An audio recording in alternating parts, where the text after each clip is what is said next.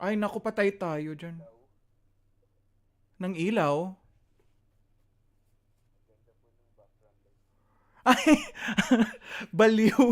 Ano lang yan? Sa Amazon lang yan. $25. Ano ba? Nakakainis ka naman. Akala ko naman, yung seryoso naman questions ko naman. You're embarrassing me, sir. Sir, stop it. Okay. All right. So let's go with number let's go with number 65. Question number 65. We'll repeat that question again.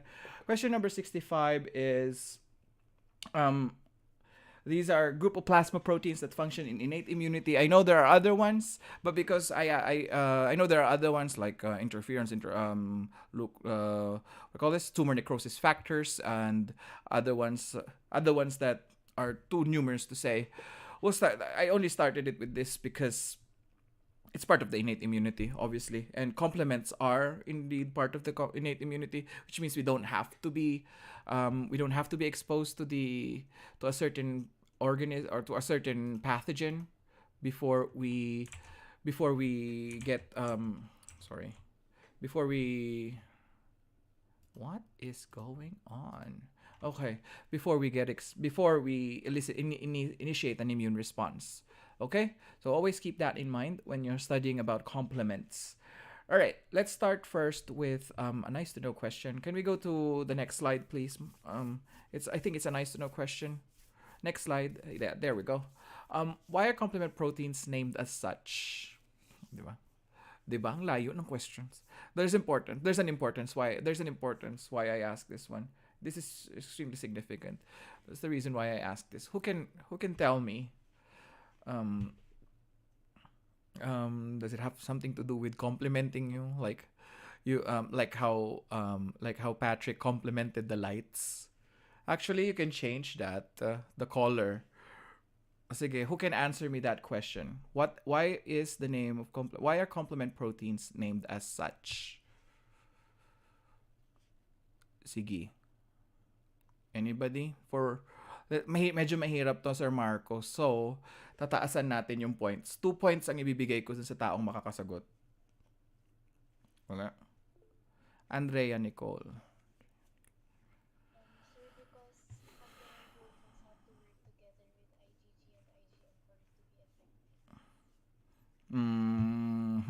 Complement. Mm, almost. Yeah. So they complement or enhance the immune response. Fine. Fine. Fine. Fine. Fine. All right. Next slide. Let's show her the answer. Yes.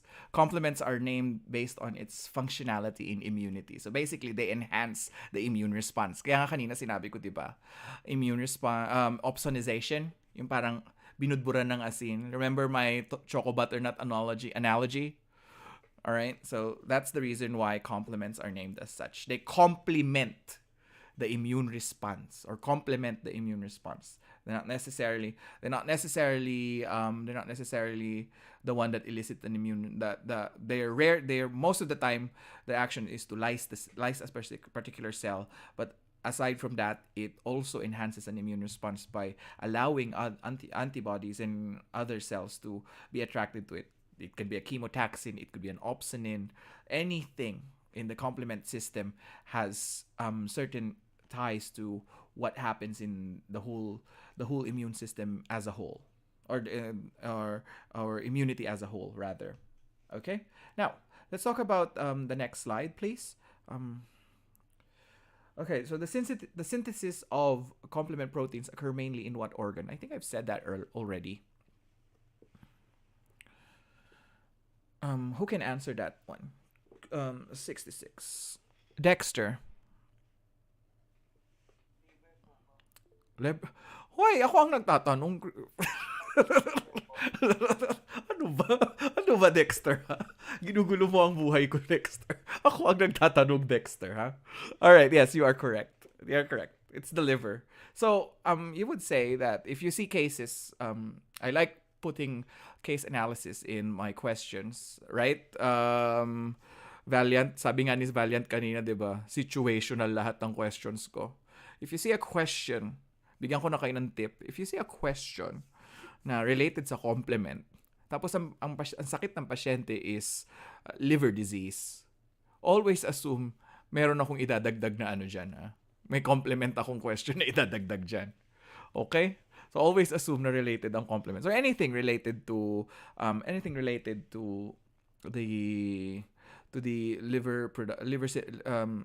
hepatic synthesis of proteins. So it could be I don't know, coagulation related proteins.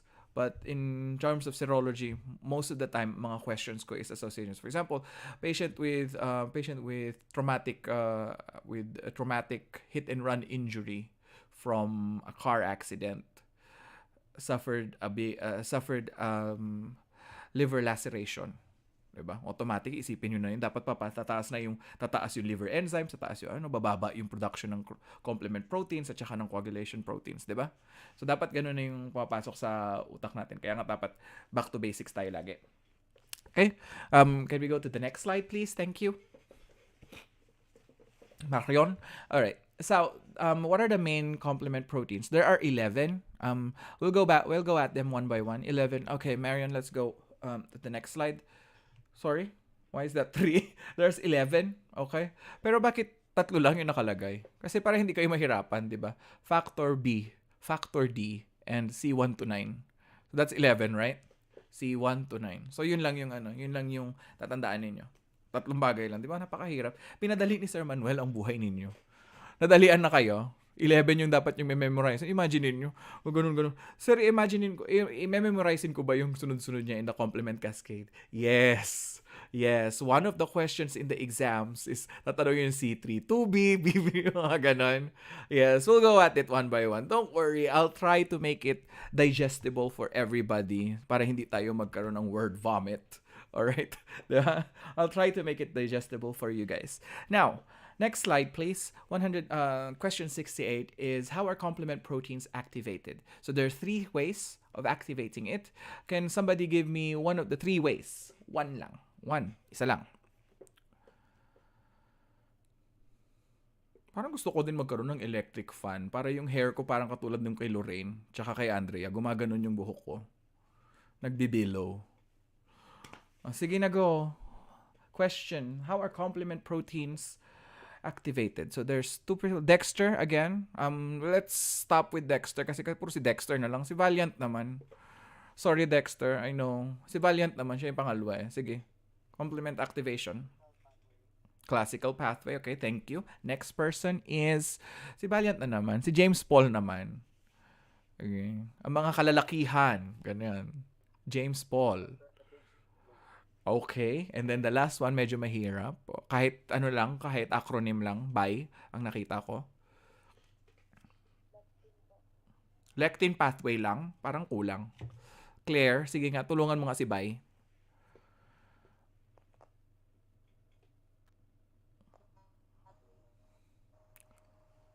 Girl, am I in?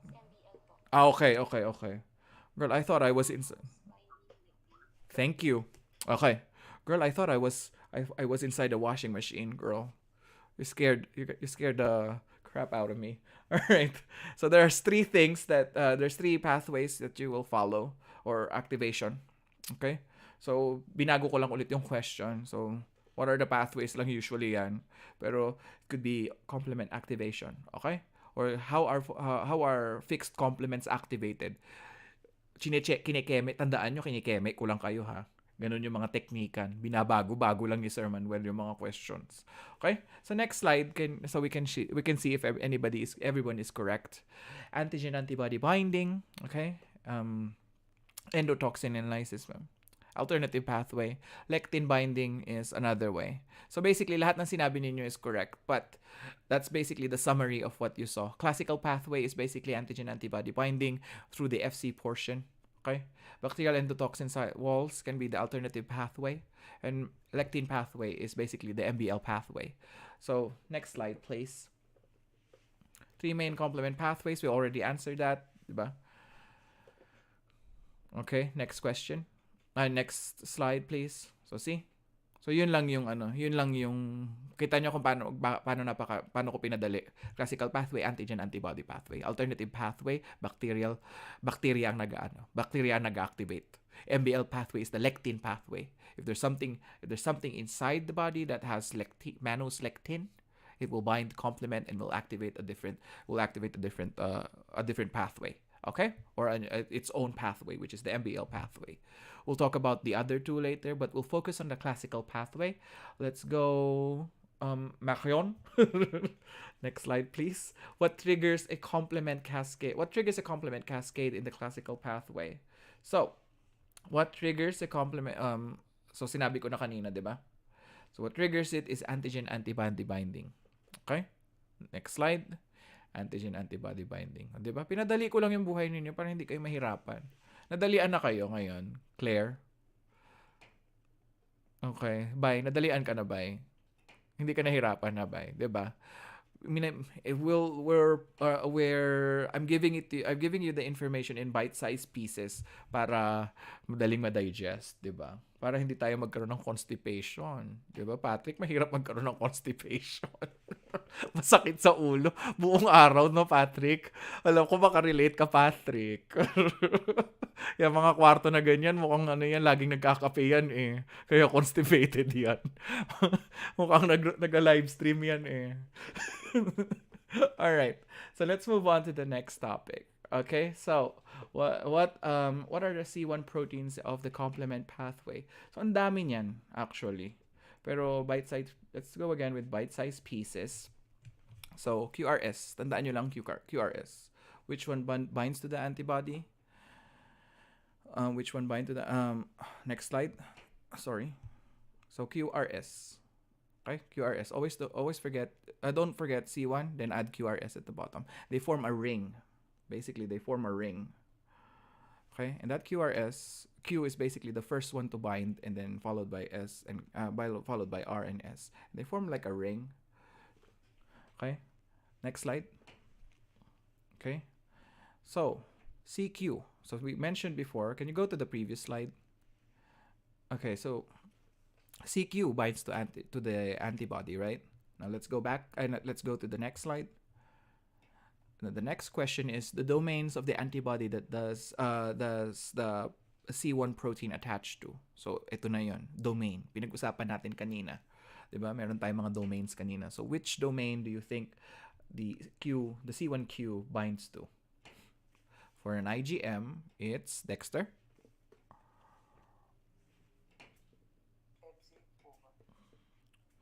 Cha, why are you asking me? FC of what? Of the what? Constant or variable? Or heavy or light?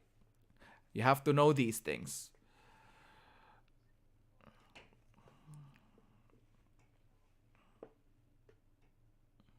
Saan? Okay. So we'll go to the next slide so you guys have an understanding. So FC always for complement. Next slide please. So FC always ang dinidikitan niya. Huwag niyo kakalimutan FC, crystallizable fragment, para hindi niyo makalimutan complement. 'Di ba? C nagsisimula si complement, so sa C din siya didikit. Si antibody saan didikit? Doon sa FAB portion kasi yun yung didikit sa antigen, 'di ba? Sila lang naman na nagre-react. O 'di ba? Para hindi niyo makalimutan. Okay? Gagawa tayo ng drawing mamaya. Mamaya magdo-drawing tayo. Pakita ko sa inyo yan lahat-lahat. Okay? So anong ibig sabihin ng CH3? Ano yan, sir? Methyl group ba yan? Hindi. Constant heavy chain 3 of the FC portion. Okay? Or FC domain, or the crystallizable fragment for IgM. For IgG, it's constant heavy chain 2 of FC. Okay? Important yan, sir. Tinatanong yan, sir. Yes. Tinatanong yan. I know, nakakaloka. May mas makakaloka pa mamaya. Yung mga gauge ng mga needles. Next slide, please. What complement proteins in classical pathway or in the classical pathway? Nagkamali ako niyan. Typo error yan. Classical pathway is reacted upon by C1QRS. Complement pathway. Okay. Classical muna tayo. Sige. Anong next after ng C1QRS? Hindi marunong magbilang tandaan nyo, hindi marunong magbilang ang mga Hindi marunong magbilang ang mga early serologist. Okay? Yun ang tatandaan nyo pag classical pathway. Hindi sila marunong magbilang. Hindi din sila marunong mag ABCD. Okay? So, anong next na protein natin dyan? Once the C1QRS is formed, what happens?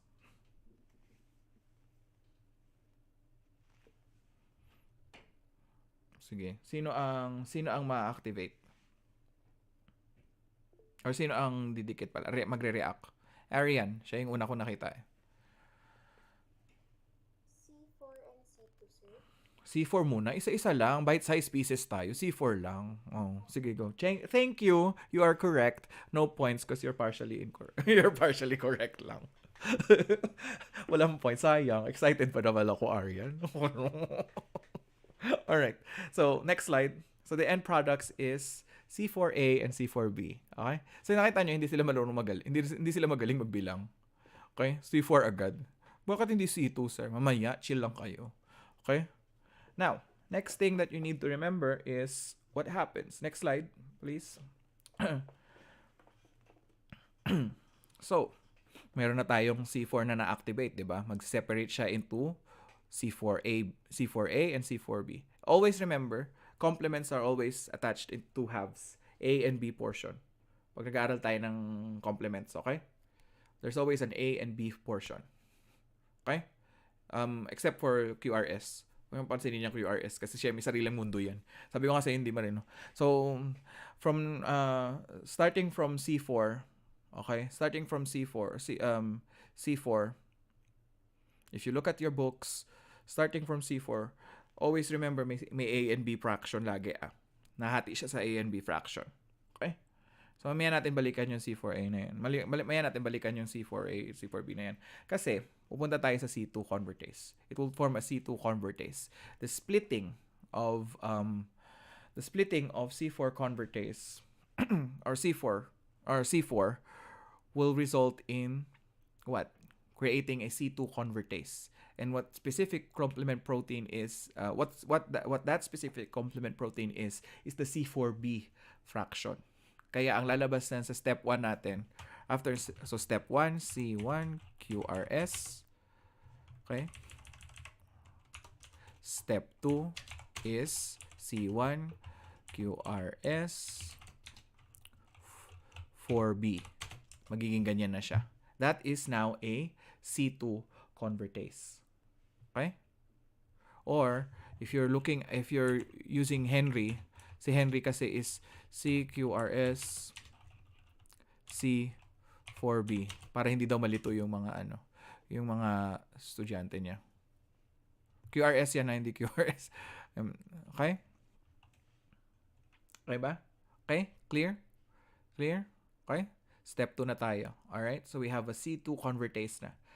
That whole thing that you see as labeled number 2 in the chat box is known as a C2 convertase. Okay? Now, C2 convertase, ibig sabihin pag kinabing convertase, mahahati si C2 into C2A and C2B. Okay? Next slide, please. Let's go with number 5. So we discussed that one already. So ayan na, C1, C4B is what are the end products of the protein cleaved by this one? So who here can answer this one? C2 convertase siya, di ba? So ano ang end products? Anong end product niya? Kakasabi ko lang kanina. End product niya is what? Everything beyond C1 is always going to be split into, diba? Audrey. C4 and C2 po. Chill ka lang. Ano nangyari sa'yo? Basahin muna. Hinga muna ng malalim. Tingin sa camera at hinga ng malalim. Okay. Ano ang hinahanap natin? End product ng C1, C4B. Another name for C1, C4B is C1QRS, C4B. Okay? Ang tawag sa kanya ay C2 convertase.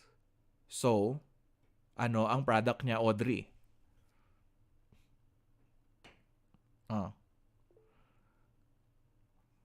Call a friend daw with Arian. Okay, call a friend, Arian.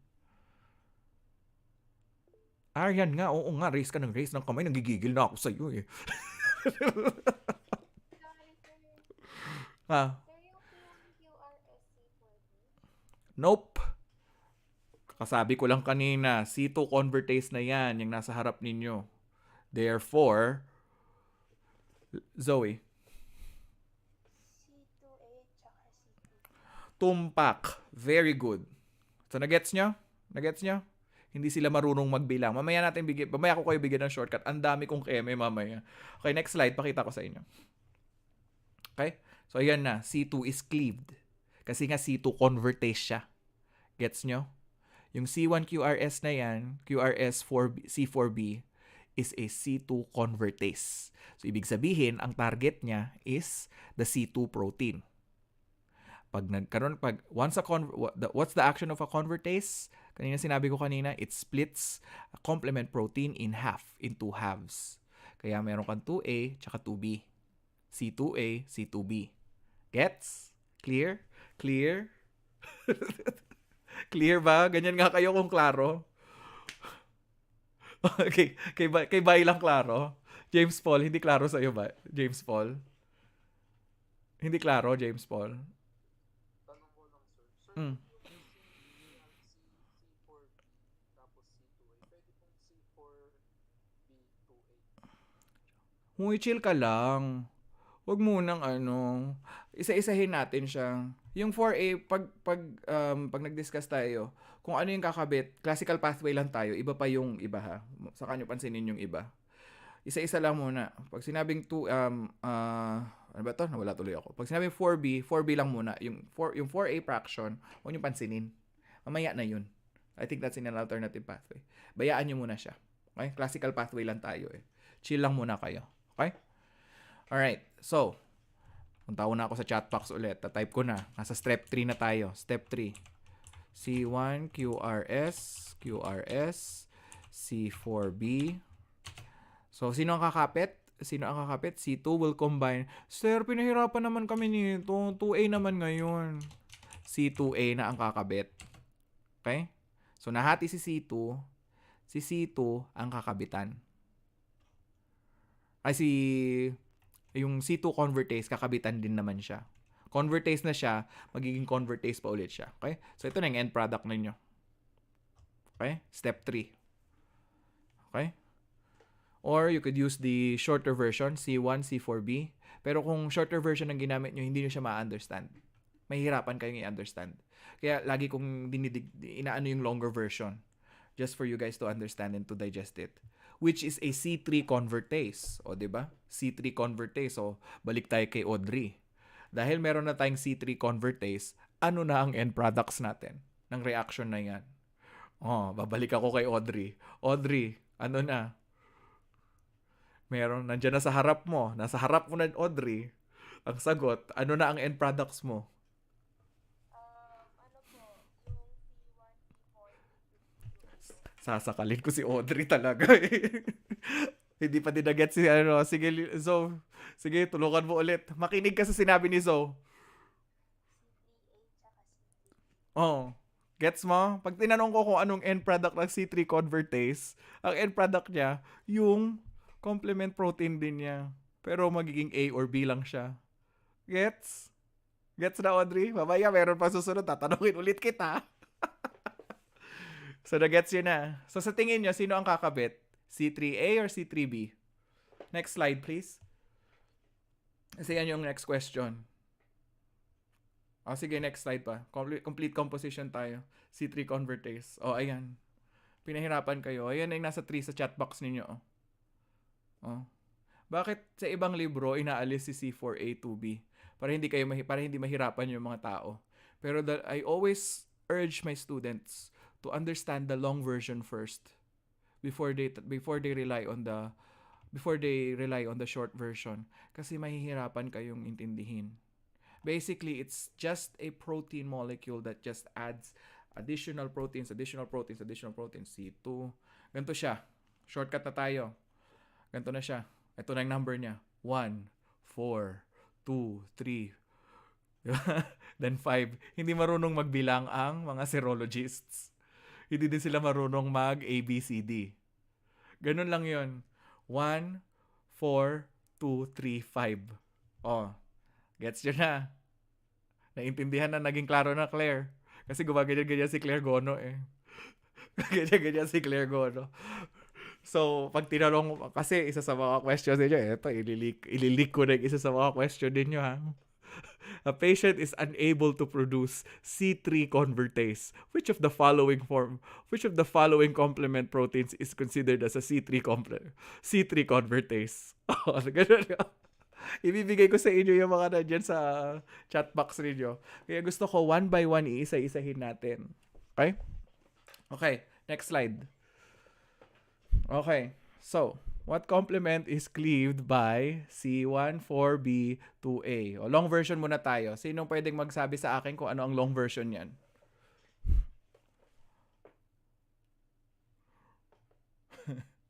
Sige, ano yung long version ng C14B2A?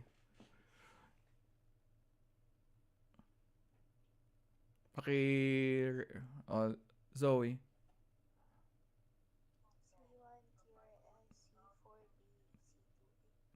Yes, kaka-type ko lang eh. Di ba, Zoe? Nandun, ini-etches ko lang kayo eh. Nalilito ba? Nalilito kayo? Nalilito? Ha? Nalilito kayo? Babalik tayo sa umpisa. Mamaya, bigay ko kayo shortcut. Tapusin muna natin. So, that is the end product of the C3 ayan, ano tawag dyan? C3 convertase na yan. So, C3 ang binibreak apart niyan. Okay? So, end products na tayo. Next slide, please. So, ano ang end products niyan? C3A, C3B. Yung sinagot ni ano kanina. Ngayon, sino ang kakabit? Si A portion ba or si B version? Si B. Diba? Then, you'll form a C5 convertase. Kaya lagi kayo magbibilang 1, 4, 2, 3, 5. Ganyan kayo magbibilang pag serologist kayo ha. 1, 4, 2, 3, 5. Gets niya? Ay, nakita niyo na yung shortcut ko? Nagets kung bakit yun ang shortcut ko? 1, 4, 2, 3, 5. Clear ba? Clear? Sinong hindi nakaintindi? Okay lang ulitin. Hindi tayo mahihirapan pag inulit. Patrick, sige. Anong hindi natin naintindihan, Jose Patrick Desagun? Hindi ko makita ang muka. Para kang nasa Jessica Soho, ikaw yung ginahasa. Hoy. Ano? Po, sir, bale, clarify ko lang po. Yung 1, 4, 2, 3, 5 is yung pagkakasunod-sunod po ng mga convertase. Yes. Complement proteins. Hindi yan yung convertase. Ang convertase is yung nangahati each number. Okay? Every number. So, for example, C1QRS. Ano ang hahatiin niya? C4. 'Di ba? Kasi isa siyang C4 convertase. Kakapit siya, ay mahihiwa siya into A and B fractions, and then kakapit sa B. Ay kakapit si B doon sa C1. Okay? Ngayon, yung C14B na yan, C14B is a C2 convertase. Mahahati si C2, di ba? Once nahati si C2, sino ang kakapit? 2A or 2B? 2A. Kasi, nandyan na eh, classical pathway ang sinusunod natin eh. Di ba? Ngayon, C41B2A is a what? C3 convertase. Pag ganun ang mga tanungan sa exam. Which of the following is a C3 convertase? Which of the following is a C1 is a C4 convertase? What are the end products of C42B? 'Di ba? Magbilang kayo lagi 1 3 4 5. 'Yun ang shortcut ni Sir Manuel. Nag-iiba lang yung letters depende sa pathway. Okay? Clear? Okay? Clear? Okay, so end products natin ng ano. Tatanungin ko ulit kayo. O sige, kay Audrey ulit tayo. Kasi baka flabbergasted pa rin si Audrey. O sige, babasahin ko sa iyo ang ano ha. Babasahin ko sa iyo ang tandaan mo kung paano magbilang. Paano magbilang ang mga serologist? Audrey? 1, 4, 2, 3, 5 po. Okay. Okay, bibigyan kita ng palaisipan. You can use the chat as reference. Okay? Ang options mo is 1, 2, 3 na nandoon sa may chat. 'Di ba may 1 ako doon na nilagay 2 tsaka 3, 'di ba? Which of the following is a C4 convertase? 1, 2 or 3? Magbilang ka. Sige, magbilang ka. 1, 2, 4, 3. C4 convertase. Pang ilan siya sa ano? Diyan sa nakasulat. Sa pangalawa po ba? Sasampalin kita, may C4 na dun sa may ano. Bakit hindi nyo na, hindi mo... Mark, sige, anong share mo, Mark? Wala. Nakita nyo na kung paano ang shortcut? 143, 14235. So next question ulit, Audrey. Ikaw ulit kasi hindi mo pa din nagigets. Okay lang, Audrey. Pwede kitang bigyan ng tutorial about that one. Some people have difficulty sometimes letters, especially arbitrary letters are confusing. Okay? Huwag kang mag-alala, tutulungan kita. Okay? Hindi lang ikaw ang naging ganyan. Okay? Tatandaan natin ang bilangan ng serologist, 1, 4, 2, 3, 5, 'di ba? Okay? Audrey, sige. Dun sa choices na nandyan sa libro, sa harap mo. 1, 2, and 3 ang choices mo. O sige, palitan na lang natin ng ano. Naku-confuse si Audrey eh. A.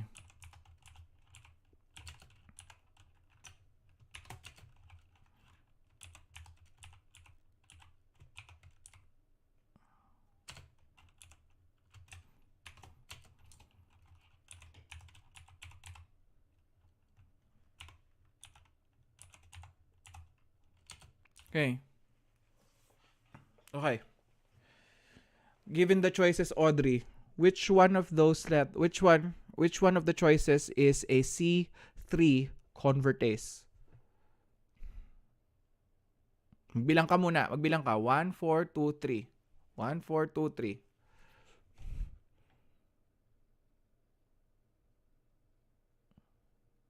Wala mo nang ibang sasagot. I'm devoting my time for Audrey. Okay. Bilang ka. Ganyan mo kamay mo, Audrey. 1, 4, 2, 3. Anong tanong ko? C3 convertase, 'di ba? Anong sunod na number ni 2? Sunod na number ni 2. C3 po. 'Di ba? C2. 2, 'di ba? Is 3. O tingnan mo diyan kung sino yung may number 2. Tingnan mo diyan sa choices sino yung may number 2. Letter C po. 'Di ba? So pag tinanong kita sino ang may sino ang C4 convertase diyan? 1, 4, 3, 2. Si ano po? Sino diyan ang may number? Sino diyan ang walang 4? Letter A po. 'Di ba? Nagets mo na? Nagets mo na? Oh my God. Sir Marco, may natulungan ako. Ang tatandaan mo na lang yung letters. Kasi in every pathway, iba-iba siya ha. Tandaan mo na lang yung letters. Kasi yung 4B nagiging 4A sa ibang pathway. Okay? Okay? Gets mo na. At least kahit papano, kung dalawa lang ang may at least 50% chance ka na, di ba? Di ba? Nagets na. Oh my God, I'm so happy. May nakaintindi. Mark, naintindihan mo ba? Naintindihan mo, Mark? Sige, sabihin mo nga sa akin yung long version ng C5 convertase.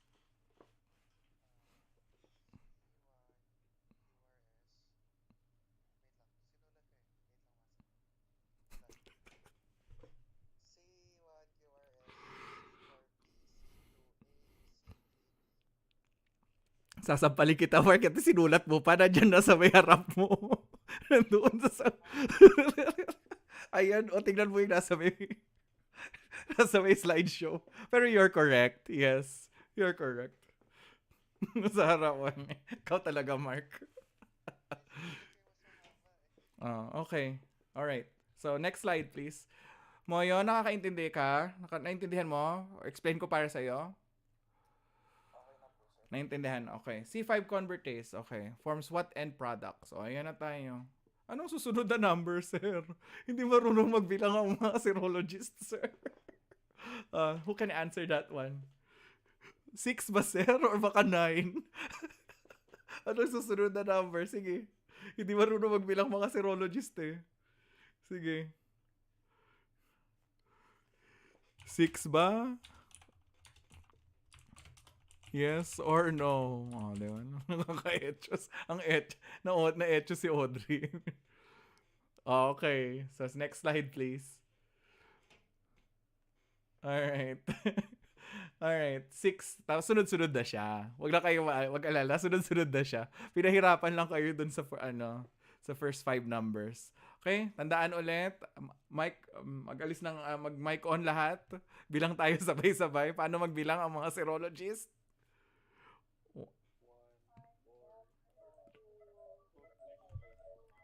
Ang sakit sa tenga, para ako nasa loob ng blender. Sige na nga, si Renmar na nga lang. Renmar, paano magbilang ang mga serologists? 1, 4, 2, 3, 5. Ba't kailangan ganyan? Anong klase yan? Charet. Okay. Very good. Okay. So, what happens now is we form a, after those, after those 4 steps, C5 becomes cleaved, obviously. The last one is CQRS, 4B, 2A, and then 3 what? 3B or 3A? 3B or 3A? Ano masunod yan? Nalito na din ako, charing lang. No, it's 3B. Okay? So 3B. 3B ang magbabind, di ba? So C5 convertase. So C5 convertase, obviously the end products is CA and C5B. Alright? And this one binds to C6, 7, 8, and 9. And these proteins form a MAC, form the MAC, or the membrane attack complex. Siya yung bumubutas sa cell. It could be bacteria, it could be RBCs, for all we know. Okay? So again, paano magbilang ang mga serologist? 1, 4, 2, 3, 5, 6, 7, 8, 9. MAC. Okay? So paano ang letters, sir? Paano ko po problema? Ang susunod ko kasing problema, sir, is yung letters. Hindi ako magaling sa letters naman, sir. Gawin mo lang BAB. Okay? BAB. Kung problemahin masyado wag niyo masyadong problemahin BAB pag classical pathway. Pag hindi BAB, ibig sabihin other pathways 'yon. Clear? Clear? Pag BAB, pathway yan pathway ng classic. Okay? Okay? Ang classical para sa atin is BAB. Okay? KKK, clear? Clear ba, class? Clear? Naka tayo? Long version. Long version for MAC is C1 QRS, C4B, C2A, C3B, and then C5B. Ngayon, pwede nyo nang i-shorten. So, paki-shorten nga sa akin to. Gracie Hannah. Ngayon lang kita nakita ulit. Okay? I need your help. Paki-shorten nga yan kasi nahihirapan si Renmar. Napakahaba. Can you shorten that formula that I just typed in? Type ka nga. Can you shorten it for me? Can you shorten that one for me?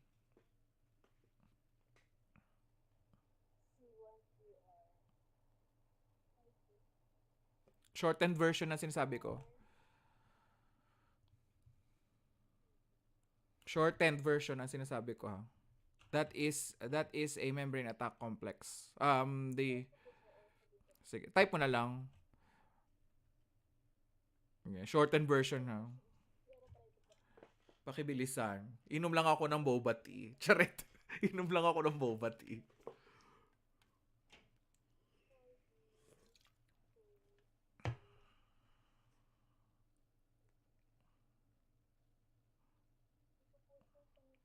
Patingin.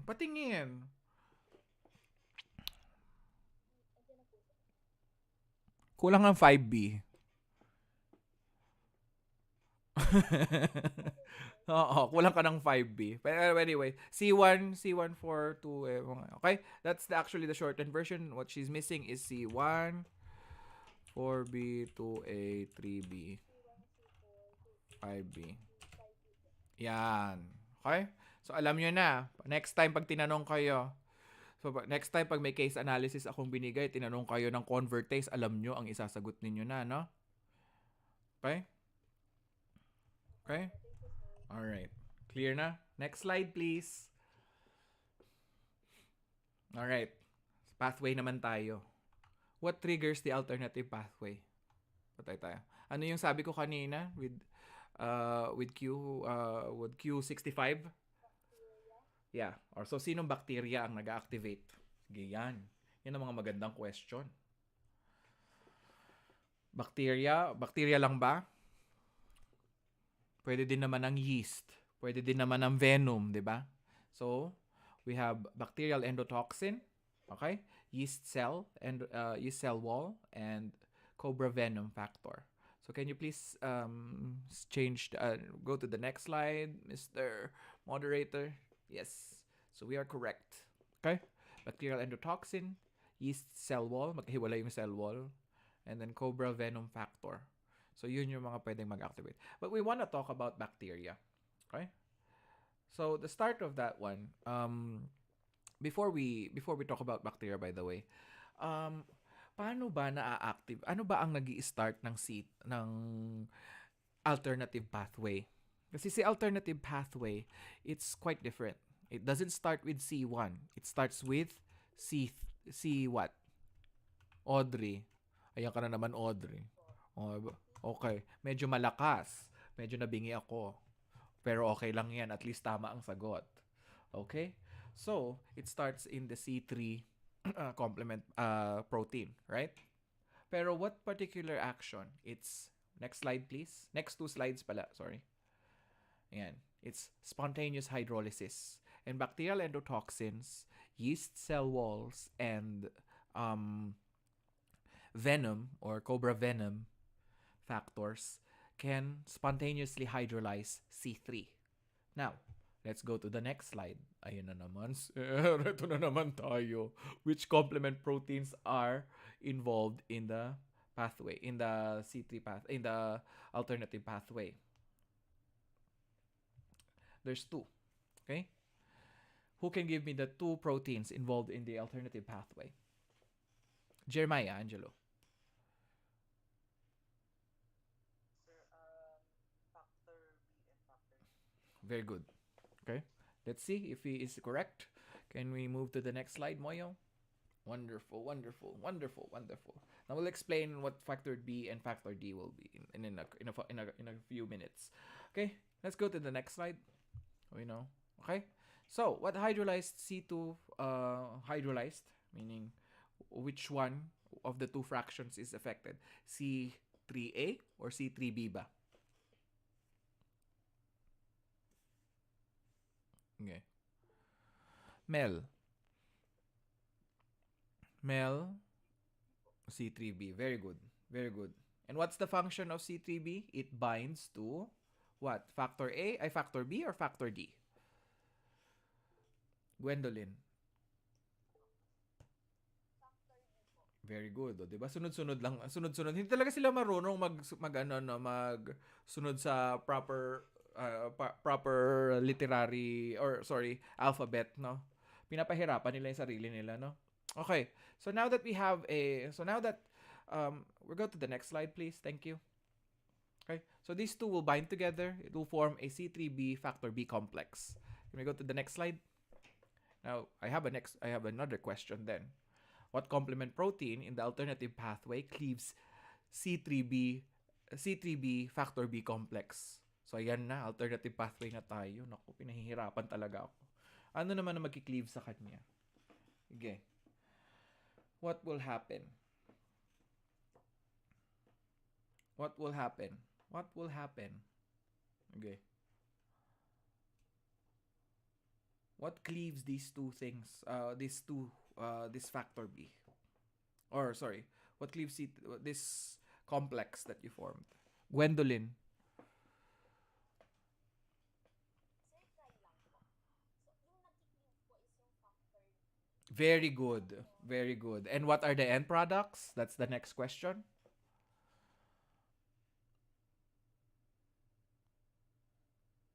Ano na ang end product? Valiant?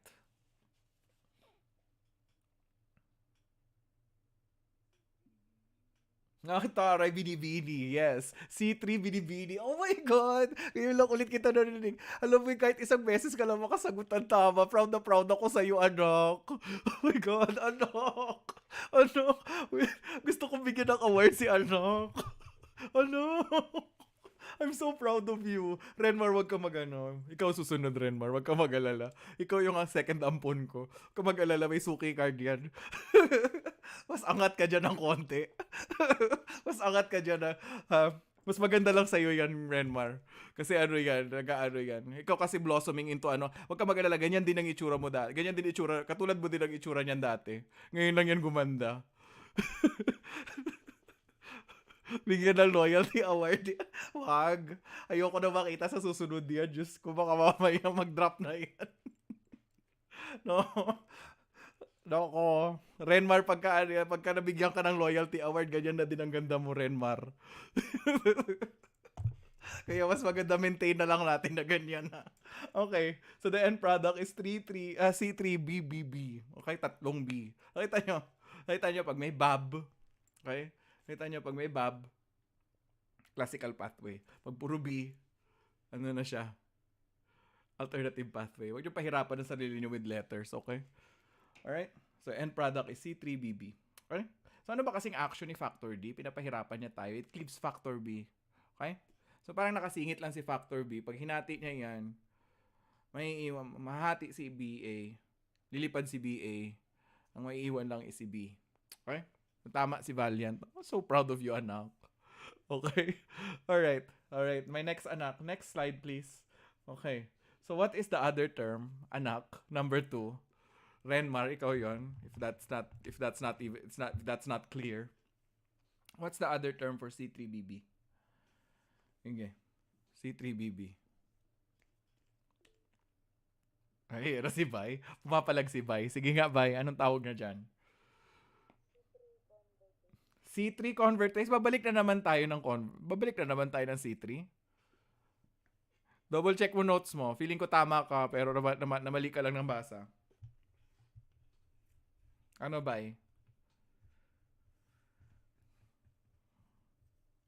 C? Ano? C5 convertase. Next slide, please. It's a C5 convertase. So, ang action niya is to cleave. Ang galing ng ano ko. Ang galing ng aking moderator ngayon, ha. Tandaan mo talaga kung paano magtrabaho si ano, ha. Mark, ha. Hindi ko kailangan sabihan. Alam niya kung kailan ako lilipat. Hindi ko na sinabing next slide, please. Ganyan ang tunay na moderator, ha. Mark. Okay? So, C5 convertase cleaves C5 to C5A and B. Okay? So, ano mangyayari?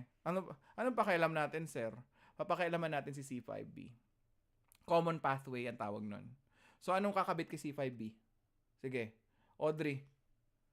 Kanina pa kita pinagtitripan eh. Si Audrey. Anong kakabit kay C5B? Marunong na magbilang ang mga serologist. Ano nakakabit sa kanya?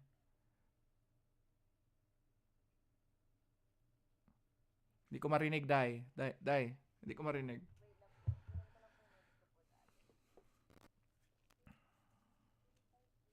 Ano po ba? Hi. Dai. Ano bang nangyari sa mga students natin? Hana. Nagpalit lang tayo ng pathway. Hana, tulungan mo ba si Audrey? C6. Tapos, ano susunod sa 6? Anong tawag doon, Hana? Very good. Audrey, ayan na, nasa harap mo na, oh. Tumingin ka pa sa notes mo. Mali din naman pala ang sinabi mo. Nakakainis ka, Audrey, ha? Audrey, ha? Kinig ka lang sa akin kasi. Kinig ka lang sa akin. Ako magdadala sa'yo sa hindi pagkakaroon ng suki card, ha? Okay? Sa akin ka muna makinig. Yung notes mo niyan, malilito ka niyan. kasi I'm not teaching you the classical pathway tuloy. I'm not teaching you the traditional way. I'm teaching you on how you could get more points in your exams. I'm not gonna teach you the whole thing, the whole theory. What I'm teaching you right now is how to tackle each question. Okay? Pansin nyo. Kasi tinuro na sa inyo yan. Eh.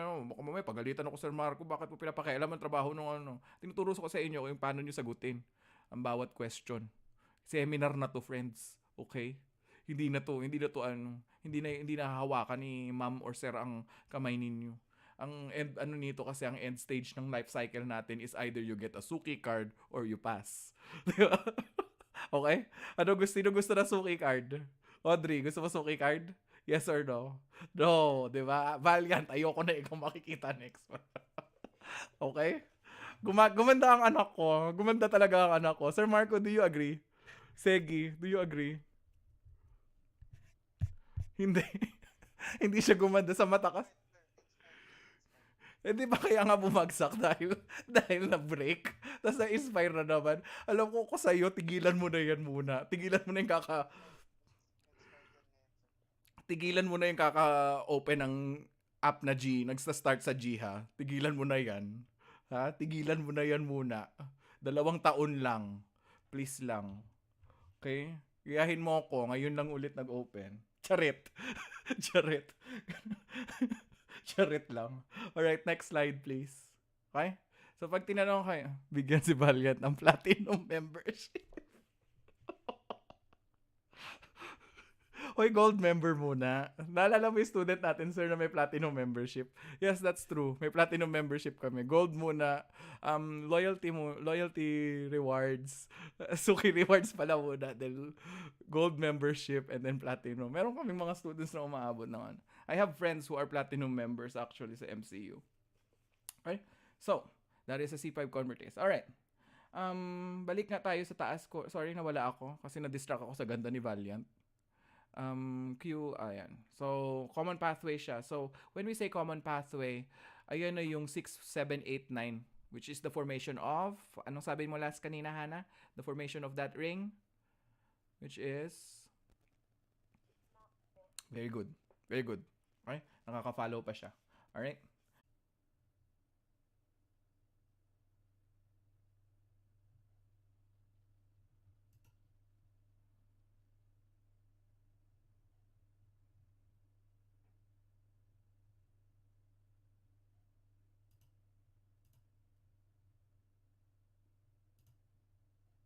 Hello? I think I got disconnected or something. I don't know what happened. Did I get disconnected? My God, baka sabihin ng mga students, my God, ang hirap naman ni sir na di-disconnect. Gosh. Hindi, nasipa ko yata yung LAN cable. Alright. Okay, next na tayo. Okay? So you know how the what do you call this? The alternative pathway starts, right? Spontaneous hydrolysis, C3 binibini, 'di ba? C3b binibini, 'di ba? All right? So nagets yun na 'yon. Now let's go to the next pathway, which is the MBL. What does MBL stand for again? Hana. Hana talaga, binibigla ako ni Hana eh. Manon binding lectin pathway.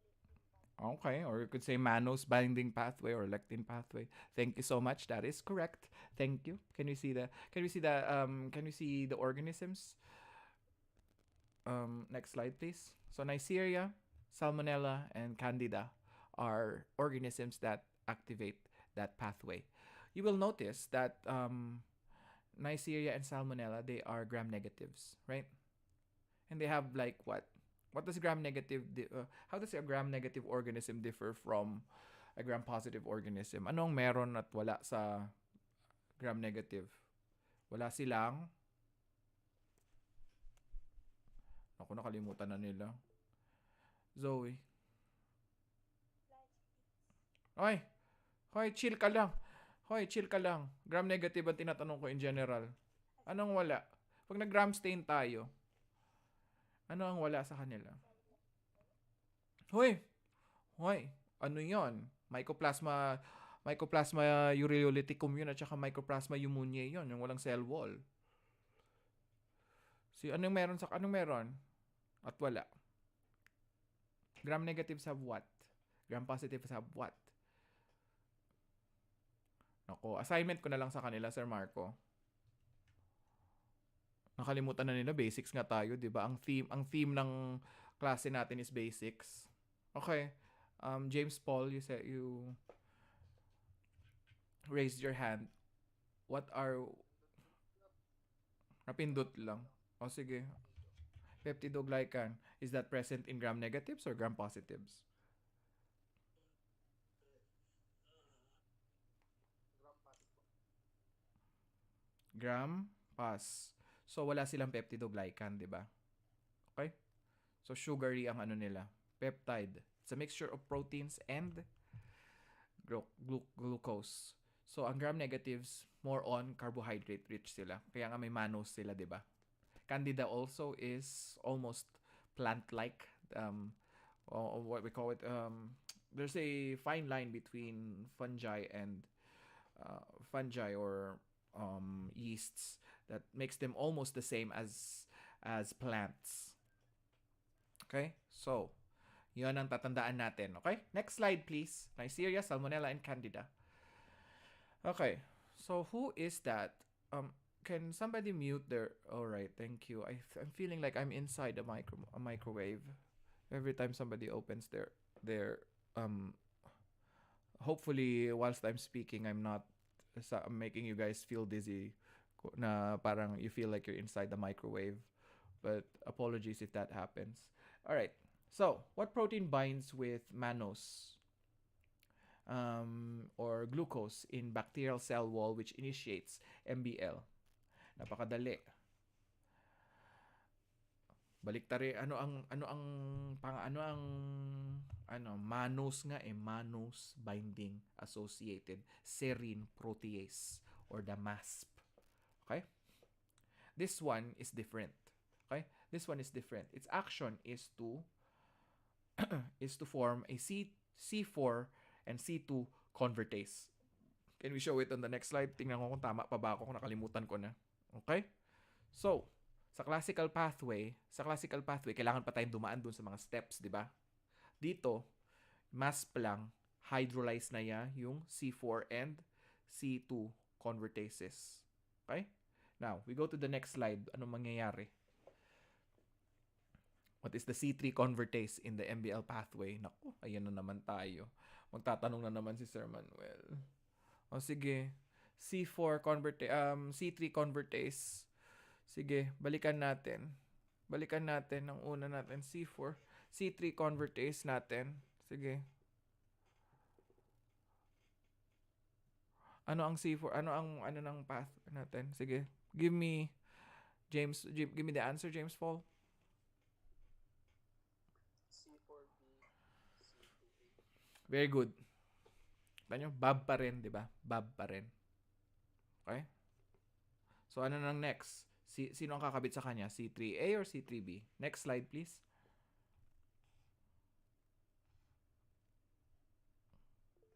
Okay? So, tama siya. So, anong kakabit? C3 or C3B? May nagtaas ng kamay. Sige, James. C3A, C3B? 3B po. Very good. Diba? Parang si MBL pathway, it's like the classical pathway. But the only difference is that MASP. Okay? Hindi kailangan ng C1QRS. Kailangan niya ng MASP. Okay? And then everything follows. The whole thing basically trickles down into that event. Series of events. Okay? Now, pupunta na tayo sa regulatory proteins. Anong mangyayari kapag ang pasyente ay walang regulation, not hypersensitivity, I would say hypersensitivity. It's more or less like innate autoimmunity. I would go as far as say something like that. But basically, the examples of regulatory proteins, these 4 examples that I'll say that we'll talk about later, what their jobs is to stop the complement cascade. Bakit? Ano mangyayari kapag hindi nag-stop ang complement cascade? 'Di ba ang action ng MAC is bubutasin yung mga cells, 'di ba? Paano kung sobra naman nasira nasira na lahat pati yung healthy cells ng pasyente or yung hindi foreign nasama, 'di ba?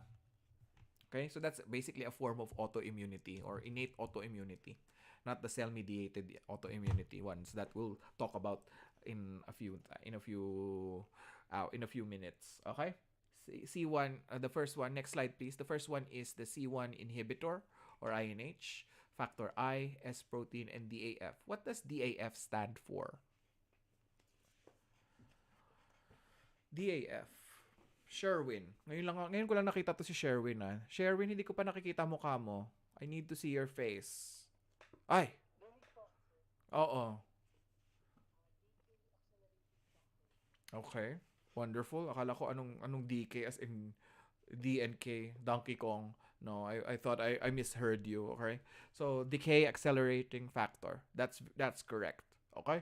So all these factors, they have their own mechanism of action. Let's go at them one by one. Right? Next slide. Examples of complement protein or complement regulatory proteins that present in the human body or present in the body. Okay, sige, isa-isahin natin siya. Hindi ko alam bakit hindi ko pa ito tinanggal noon. Alright, let's go with C1 inhibitor. What it does is, remember that drawing. Let me join the group chat again. Let's go with hang on a sec. Alright, so remember in the classical pathway we have to have C1 QRS, right? That is what? A C4 convertase, diba? Right? So what C1 inhibitor does is that it dissolves those those three proteins together. So it literally hydrolyzes it so as to stop the classical pathway. Okay? That's basically what it does. All right? Next slide tayo. Next slide is factor 1 and factor I, cleaves C3b and C4b. What's the importance of C4b? What's the importance of C3b? Kasi C3b, i-continue niya yung C5 pag nag-bind siya sa next protein in the sequence, it will continue the process of finding a C5 convertase, 'di ba? Making a C5 convertase and then MAC. So what it does is initially it destroys that one, or it cleaves it to stop the process. C4b basically is the same thing. It prevents the production of what convertase? Patay tayo. Yan yung mga itatanong ko sa kanila eh. So, Zoe, you seem to have a good grasp of what we were talking about earlier. When factor I cleaves C4b, what does it prevent? What type of what number or what convertase does it prevent? Very good. Okay? Makita nyo kung paano magbilang si Zoe. Serologist na si Zoe. Ganun na si Zoe. Serologist na din siya. Hindi na siya okay? So, it prevents the production of a C2 convertase. Okay? Gets niya? Pag tinanong ko, all of the following are true about factor I. It prevents the production of C3 convertase. It prevents the production of, or it prevents the action of C3 convertase. Blah blah blah blah blah blah blah. Ganun ako magtanong. Okay? All of the following are true. Titingnan nyo kung sino ang mali doon. Alright? S protein tayo naman. S protein prevents binding of C5b 687. Bakit hindi kasama yung 678? Hindi kasama yung 9. Para hindi na makumpleto, diba? Bakit pa tayo mag-uumpisa? Si S protein, piniprevent lang niya yun. What does it prevent? It prevents the production of what? Hana, alam mo ang sagot. Hana, nasa ka? Maya ka na, Lorraine. Chill ka lang dyan, Lorraine. We have all the time. Lagi kong tinatanong sa'yo, what does, very good, diba? What does MAC mean? Membrane attack complex. Okay. Thank you so much. All right. DAF dissociates C3 convertase. Diba? It's the same thing. Okay? It's basically like factor I, but it prevents the what? C1, QRS, C4b, 2A from producing from being a C3 convertase. Okay? Clear? Clear everybody? Clear? Pag tinanong ko si Audrey, what's a C2 convertase? What molecule is a C2 convertase? Hoy, magbilang ka lang, Audrey. I-challenge mo ang sarili mo every day. Ilagay mo sa may banyo mo bago ka naliligo or habang tumatai ka, Audrey. Okay? Ilagay mo na dyan sa harap mo. Magbilang ako parang serologist. Actually, not everybody has me to help them make this thing easy. Okay? When I was in college, my professor just gave me that back, plaque. Basahin mo 'yan. Okay? Wala kayong katulad ko noon. Pinadali ko 'yan. I condensed it into bite-sized pieces. Tama ba, Sir Marco? Walang may time niyan para isa-isahin. 'Di ba?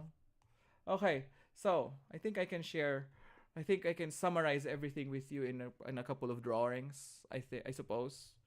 Not sure though. Oh no, the pen is gone though. Anyways, let's continue. Next one, C90. Question 90. Cofactors naman tayo. I don't know what happened to my pen. All right, cofactors to factor 1 in inhibition of complement cascade. Cofactors. We're looking for cofactors. All right. So when we say cofactors, these are basically other sets of proteins. Okay. So we have two.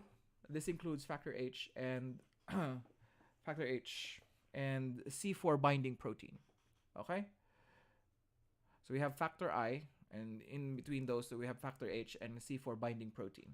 Next slide, please, so they can see the actual formula. Okay. So what happens is in here, you're preventing C1QRS from binding. Okay. What C4b binding protein does is it inactivates C4b by cleaving the whole protein itself, the C4b protein. So if C4b binding protein, what it does is instead of C4b binding to this QRS complex, what happens is that C4b binding protein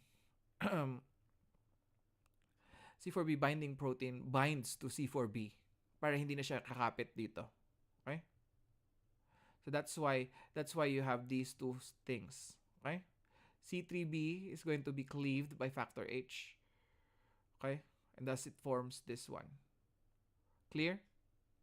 So tatandaan nyo lang lagi, factor H and C4b binding protein, these are cofactors that help in the process of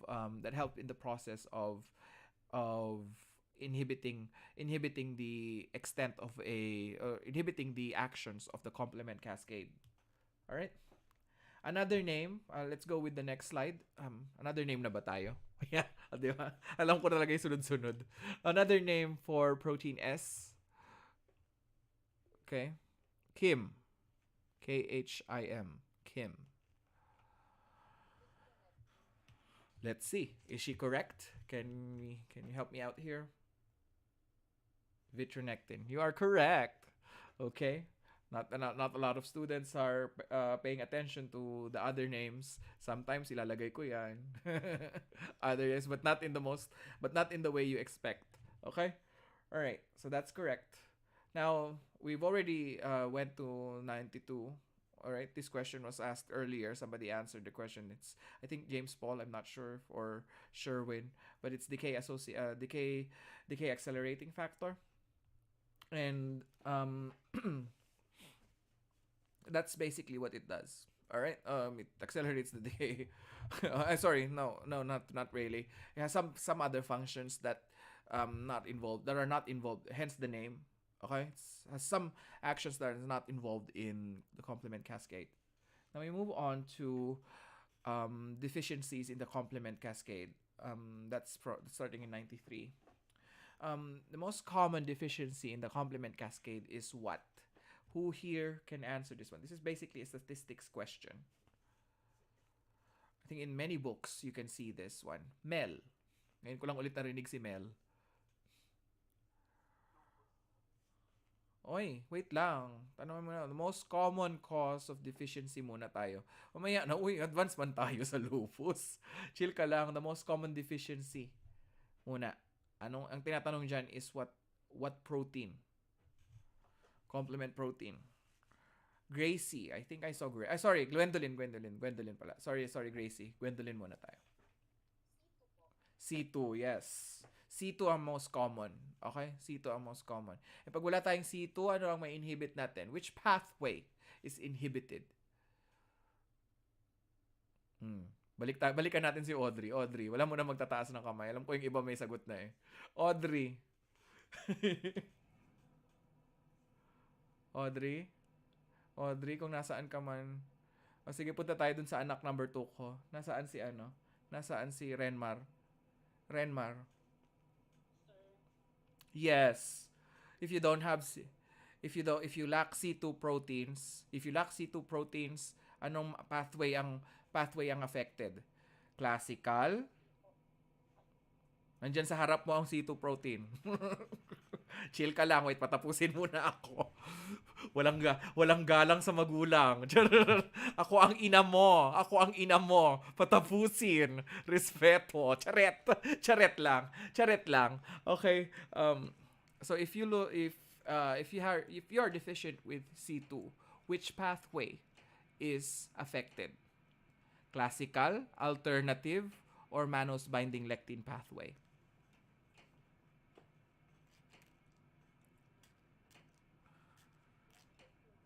Oo.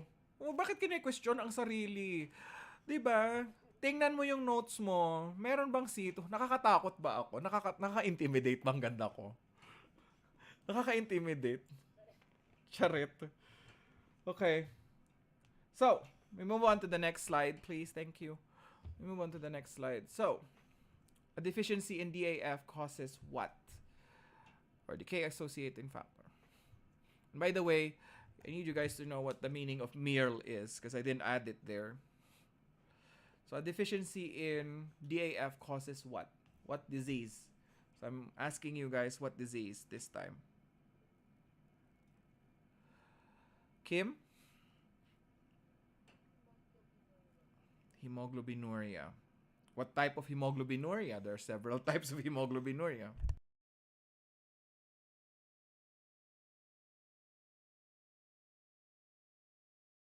Wonderful. Thank you so much. Now, what is the meaning of MIRL? Not MILF. Nasa may ano yun? Nasa Mindanao yun ngayon. That's Kim. I think Kim was the first one. What does MIRL mean?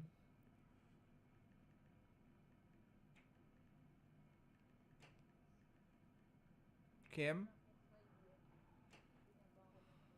Ay. Okay, Sherwin. I saw Sherwin's hand there.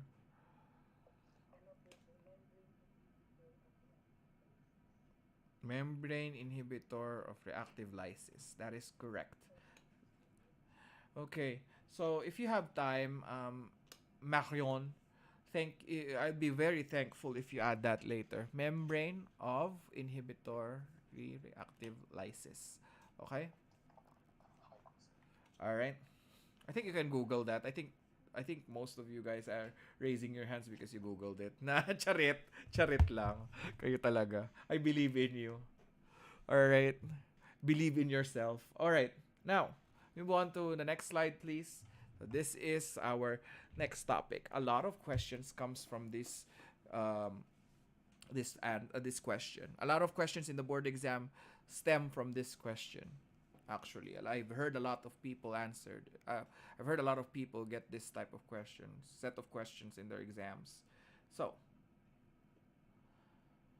what's the answer for 94? Mili tayo. Ako naman mamimili. Ayoko na minsan ko lang marinig magtaas ng kamay to si Patrick. Sige, respeto. Patrick, sige. Respeto. Alright, now, kala mo dun lang matatapos, Patrick, ha? Gamitin natin yung microphone na yan at saka yung headset na yan. Iisa-isahin natin yan. How many types of hypersensitivity reaction do we have? 4 po ba? Bakit ako tinatanong mo? 'Di ba? Ako ang nagtatanong. Okay, sure. All right, cool. Very good. Oh. Tapos na pinagpawisan ka na. Meron pa tayong next question. Anong other names ng 4 types na yan? Type 1, 2, 3, 4. Isa-isahin mo.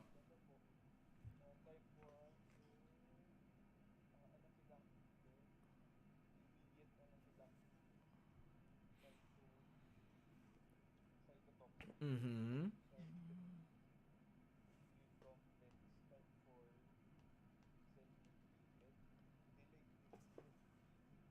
All right. Wonderful. Thank you so much. All right. Next slide, please. Thank you so much. Pakidagdagan ng 1 point, Marion, si ano? si ating friendly neighborhood Patrick. Thank you so much. Hugs, kisses. All right. Wonderful, wonderful, wonderful. Okay. So you're now in the running to get that extra $5. Magkano ba? Magkano ba ang palitan ngayon? Ano daw? Membership daw. Ay, hindi. Kay Valiant daw. Hindi na. Mali ang pagkabasa ko. Akala ko nag-type na naman si Sir Marco. Sorry. Ini-etchos talaga kayo. Alright. So we move on to the next slide. There are 4 types of hypersensitivity reaction. That is correct. And I want you guys to know the 4 types. As Patrick has said, can we show him the next slide, the answer to that one? All right. So immediate or IgE mediated. All right. Type 2 is cytotoxic. Type 3 is immune complex mediated. And type 4 is delayed hypersensitivity. From this particular slide, sige, isa-isahin natin. Madami akong questions na idinagdag dito eh. Malapit na pala tayong matapos. Akalain nyo yun. Serology na lang yung susunod. Okay. From type 1, can you give me an example of what causes a type 1? Let's go by type muna. Okay? By type. Sa isa lang muna tayo. Raise your hand if you know. Okay? Immediate hypersensitivity, type 1. Type 1 tayo. Audrey, give me an example. Allergies po. Allergies to what? Muna.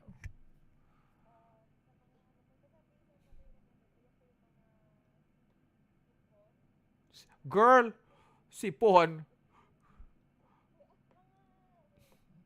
Nagagalit si Shaira. Kanina pa siya raise ng hand. Sige, Audrey, mamaya ka na. Bench ka muna natin.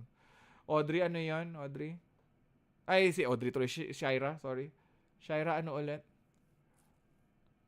Di ba allergy ang sipon? Kita nyo, nagagalit. Bubula na naman ang bunganga ni Sir Marco mamaya niyan. Humanda talaga kayo. Shaira, sige. Give me, continue what she was saying. You said something earlier. Wala. O sige, mamanap ulit tayo ng iba. Claire Gono.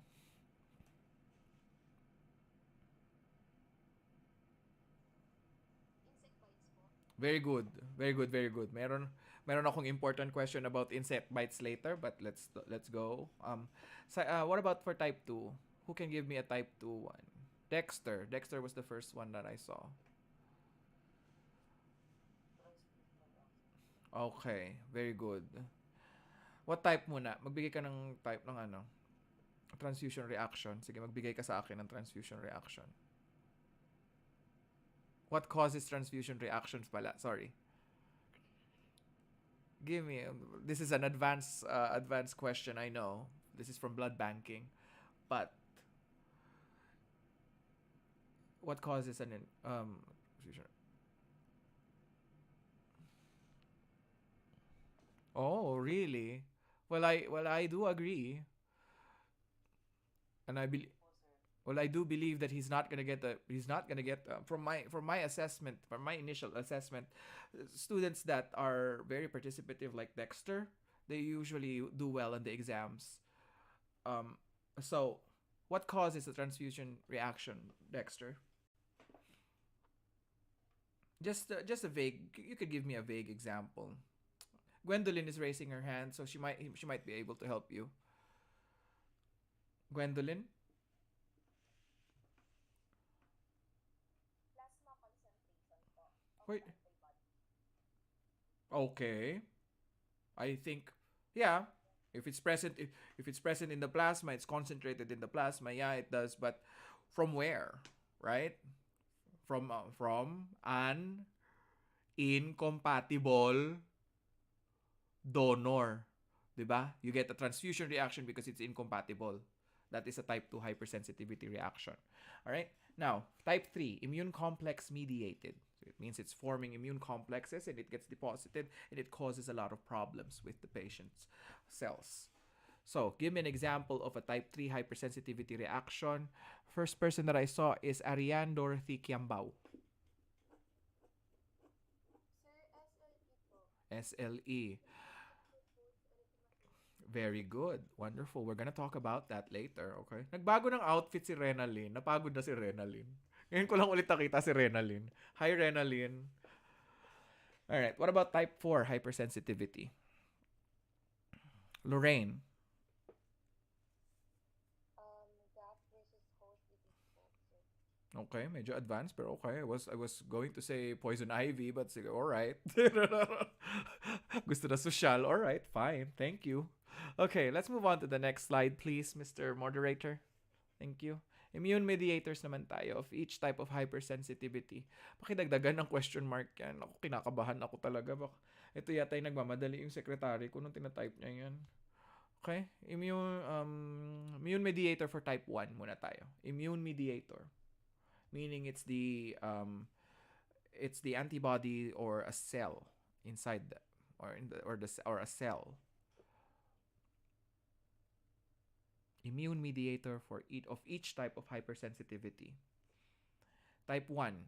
Okay, Lorraine, what's the immune mediator? Wala. Lorraine. Si Lorraine kasi una ko nakita. Zoe. IgE po. Very good. Okay. Type 2. Hypersensitivity, Mel. Very good.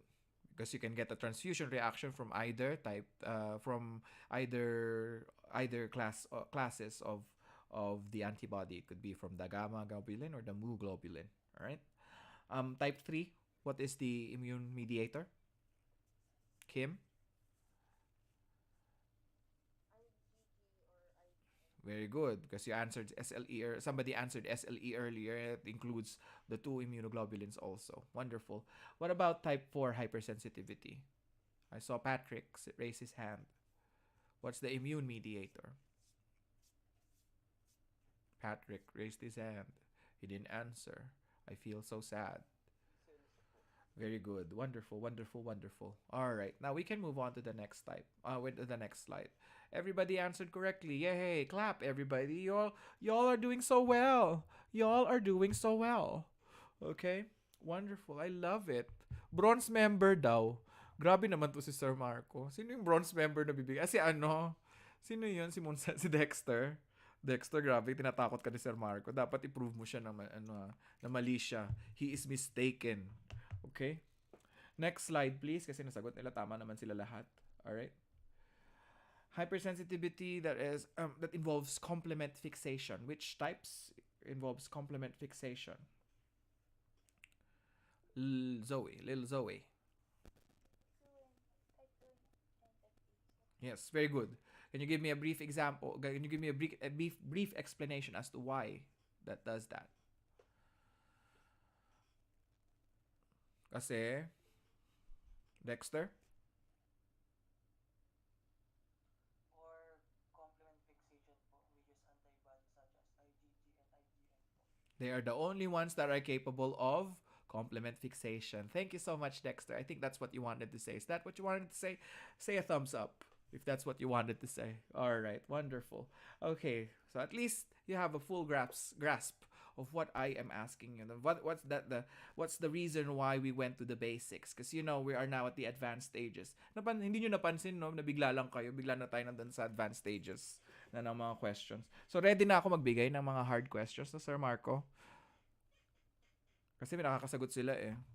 They understand the key concepts. Pero yung basics medyo foggy. Medyo foggy. No? Pwede na tayo magtanong ng mahirap. Alright. Okay. So let's go with the effector cells. So the effector cells that are... 98. Let's go to 98. Effector cells naman tayo. Okay? Effector cells of each type of hypersensitivity reaction. For type 1, let's go at it one by one again. Raise your hand if you know the answer. Gracie Hannah Gas. Type 1. So type 1 po, basic use and method. All right, we'll see later if that is correct. Type 2, let's have another person. Let's have another person. Huy, grabe naman. Chill ka lang. Hinga ng malalim. Drop the mute muna tayo. Mel. Si Mel yung sumunod. Okay, wonderful. Thank you. Next, for type 3.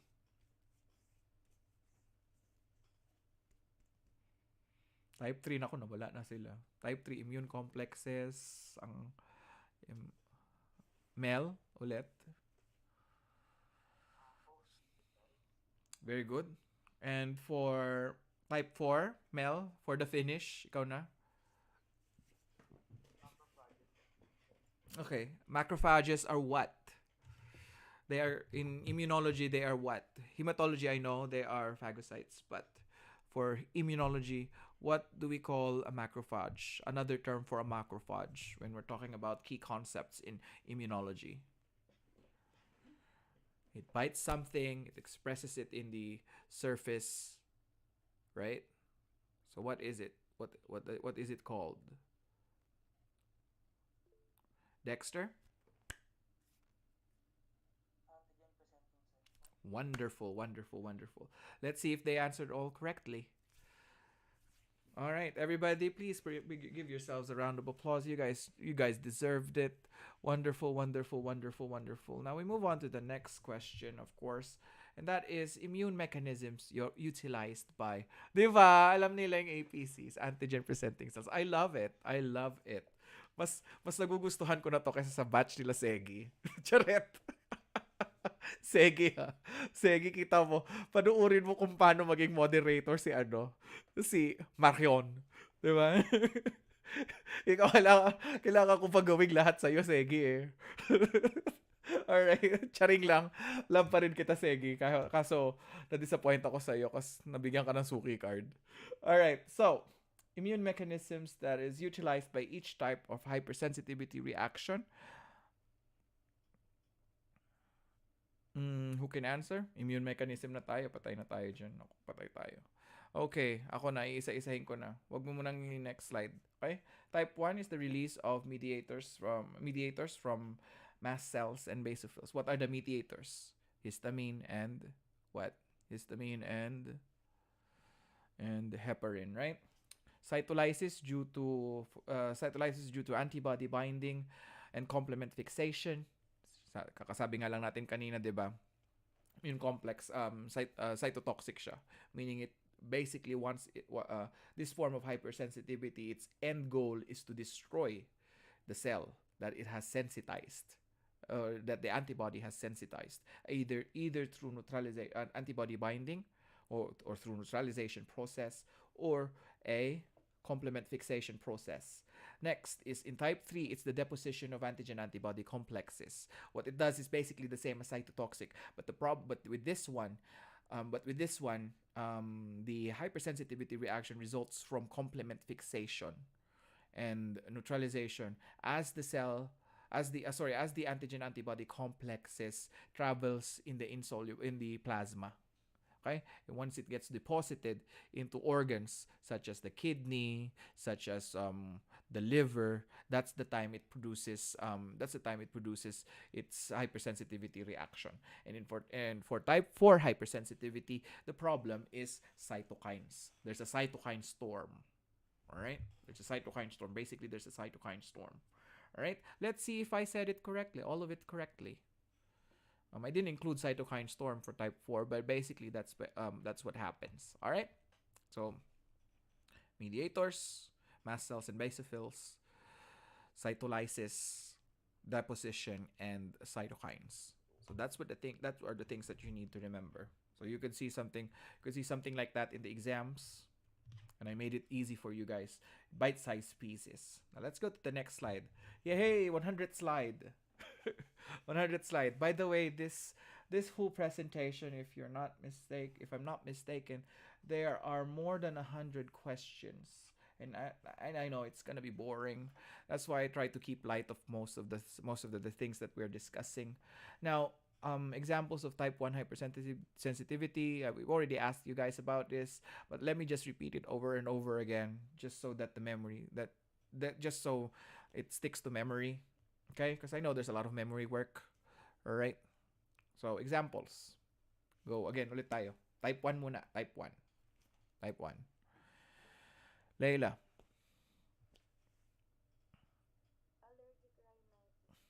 Allergic rhinitis. Okay, so an allergy. Okay, X na natin yung allergy. All right. Next. Kayla Josel. Mismatched blood type. Oy, type 1 lang muna tayo. Huy, chill ka lang. Type 1 lang yun nasa Food allergy, X na natin yan. Another allergy na naman yan. Okay. Another one. Yung, nagpunta ako dito, doon ko lang na-realize may hay fever pala ako. Sir Marco, just to just to just to inform you, dito ko lang na-realize yun, friend. Sir Marco, nung nagpunta ako dito, may hay fever ako. And it occurs on spring. Oo, Sir Marco. I know, I thought it was only for white people. I didn't even know I had hay fever. So, dun ko lang na-realize it. Usually, it happens on spring. Okay? On spring or when rain starts to come in and winds get stronger. Okay? So, hay fever is an example. Another one, last is, sige, Gwendolyn.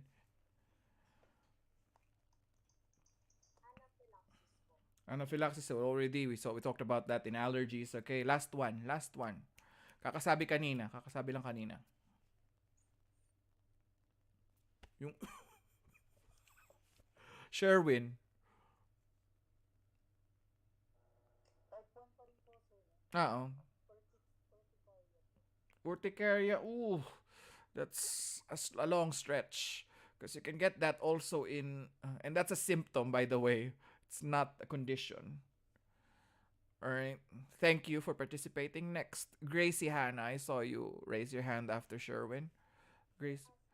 Asthma. Alright. I think everybody got that correctly. I think, except for what Sherwin said. We'll talk about urticaria later, Sherwin, so that it's clear for you. But yeah, those are the things then. This is not all but limited to, okay? We have spring fever also. Hay fever is different. If you're here in the Midwest, that's very popular.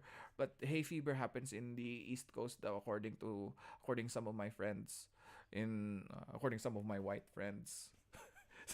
So siguro ako lang ang Pilipino na may hay fever, Sir Marco. Kayo ko lang na-realize. Okay? All right. So, let's move on to type 2. Members of type 2. Let's go to Q1B. Because I added this quite recently because I got access to the medical library here in the University of Nebraska. So, members of the insect order that are associated with type 1 hypersensitivity. Saw that here in a BOC book.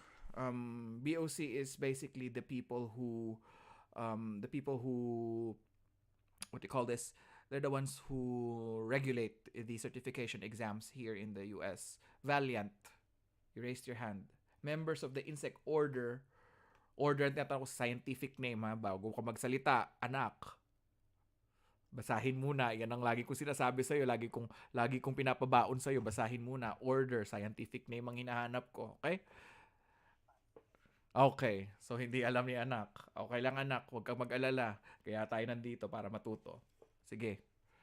Sinong Si Mel daw. Alam daw ni Mel. Ay, biglang nag-leave chat. Bubuyog. Tinatanong ko scientific name. Scientific name po ang tinatanong ko. Gracie. Sir, distinctive. Ang tinatanong, basahin ang Gracie and anak. Okay? Basahin ang question. Members of this insect order are commonly associated with type 1 hypersensitivity. Ang tinatanong ko is a scientific name.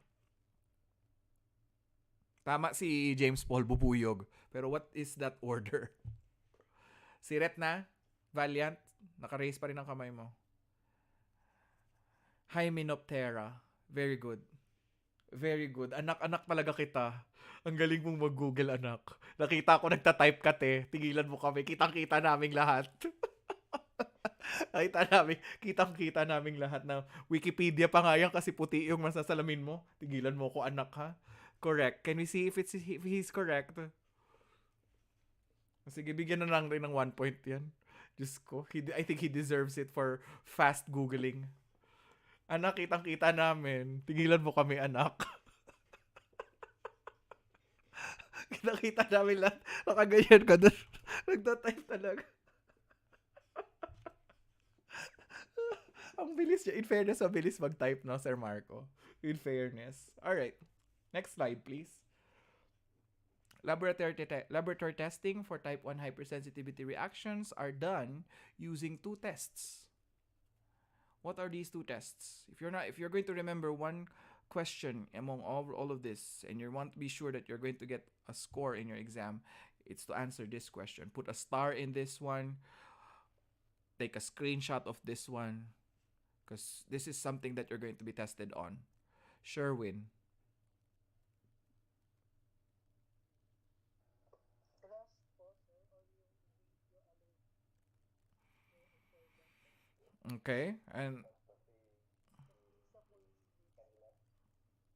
Yung isa po yung hindi. Si Sherwin, sir. Sherwin. Tama si Sherwin, yeah. RIST and RAST. Radioimmunosorbent. Uh, radioimmunosorbent. video immunosorbent test. Okay. And then RAST is allergosorbent. Sorbent test. Okay. So, principles. Puntahan natin ang principles. Thank you so much. Ang galing-galing talaga ng ano, hindi ko na kailangang sabihan, alam na niyang gagawin. So, radioimmunosorbent test, I know I don't like putting long things on this and we'll discuss this better later, okay? So, basically, what I want you to take from this is the RIST measures the total IgE, okay? And then RAST is the measure of the amount of antigen present in an unknown. Yun lang yung pinagkaiba. Allergen siya, ang minimeasure niya is yung antigen. Okay? Immunosorbent siya, ang inimeasure niya is yung immune product mo. What is the immune product? It is IgE. Yun lang yung shortcut ko para sa kanila mga anak. Wala na akong ibang magagawa. Okay? Yun lang. It's a long discussion. It's such a long discussion and we'll have it later because it's not time. It's not time for you guys. We're just going one by one. Thank you so much. Now we move on to the next one, 100C. The main disadvantage of rust. Sige nga. Anong main disadvantage niya?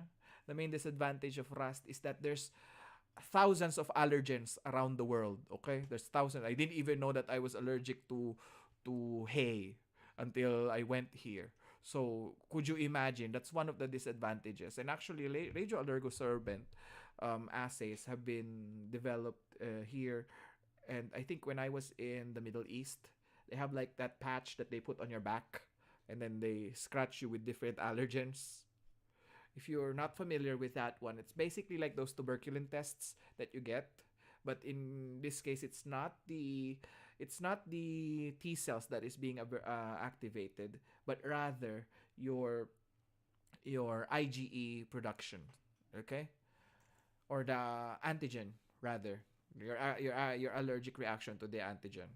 That's basically what RAST, what the product or the clinical application of RAST is, and there's so many. It could be like milk, right? It could be there's in one type of milk. There's like almond milk. There's like what else? Tofu or soy milk.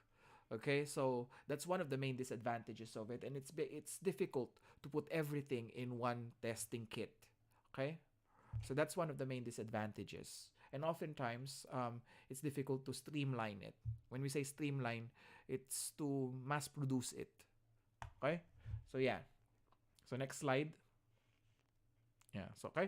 So streamlining it is one of the most common disadvantages. Every version of an allergen. So imaginein mo, ngayon nga may mga gluten allergies na nga. Like my white friends, they have gluten allergy. so tayong mga Pilipino matiisin, 'di ba? Pag nagugutom, kakain ng tuyo kahit may allergy. Meron akong kaklaseng ganun. Okay?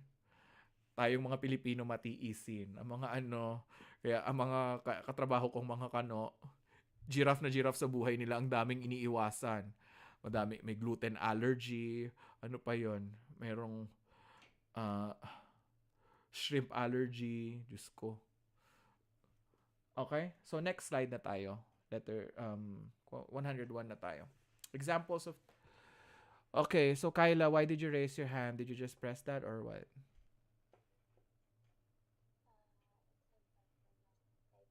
Ataray. Ang bilis. Ang bilis. O sige, lahat sagutin mo ha. Sige, sagutin mo lahat. Sige. Erythroblastosis tetani. Okay, HDN. Or hemolytic disease of newborn. Okay, very good. Medyo oldie ka na ha. Pang oldie yan.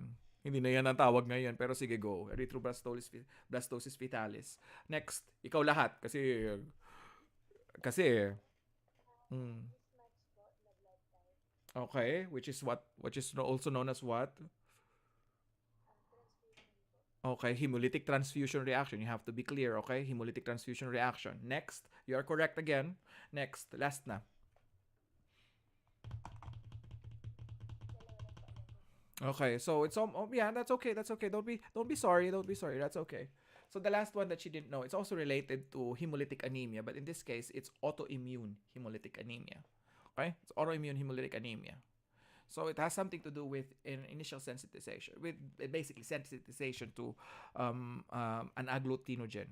Nakita niyo yung difference nung, kaya ko sinabi sa inyo yung agglutinogen, precipitin and an agglutinogen.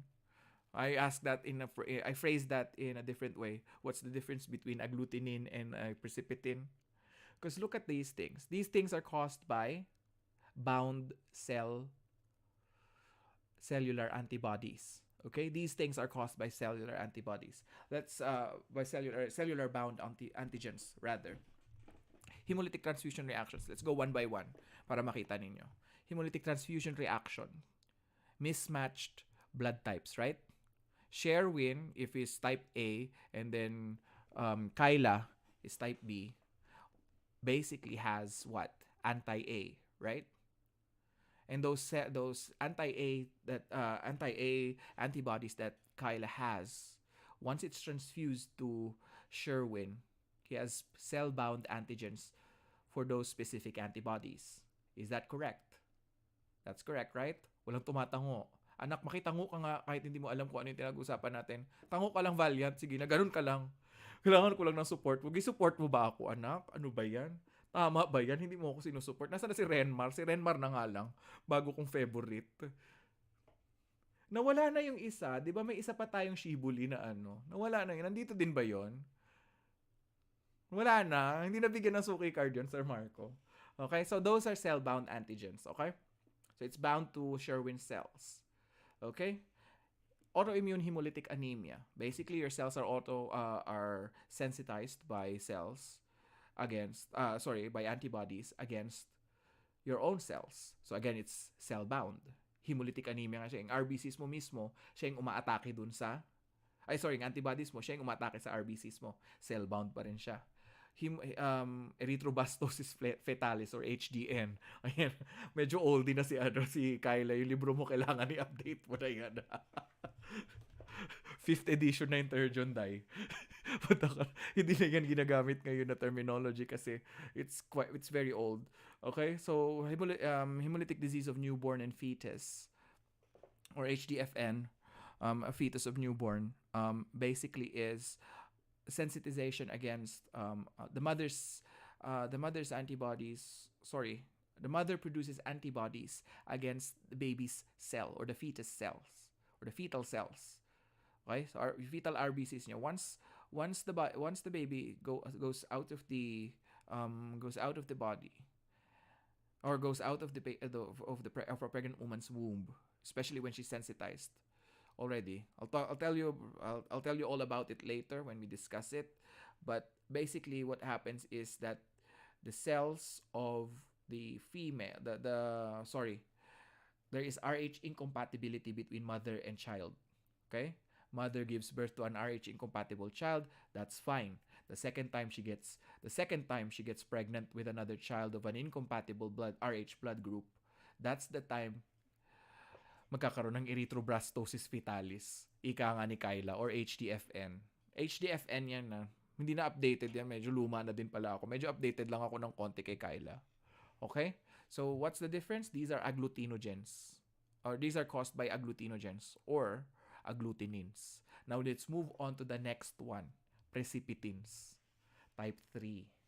Okay? Type 3 na tayo. Ano nangyari? Bakit nawala tayo sa natin?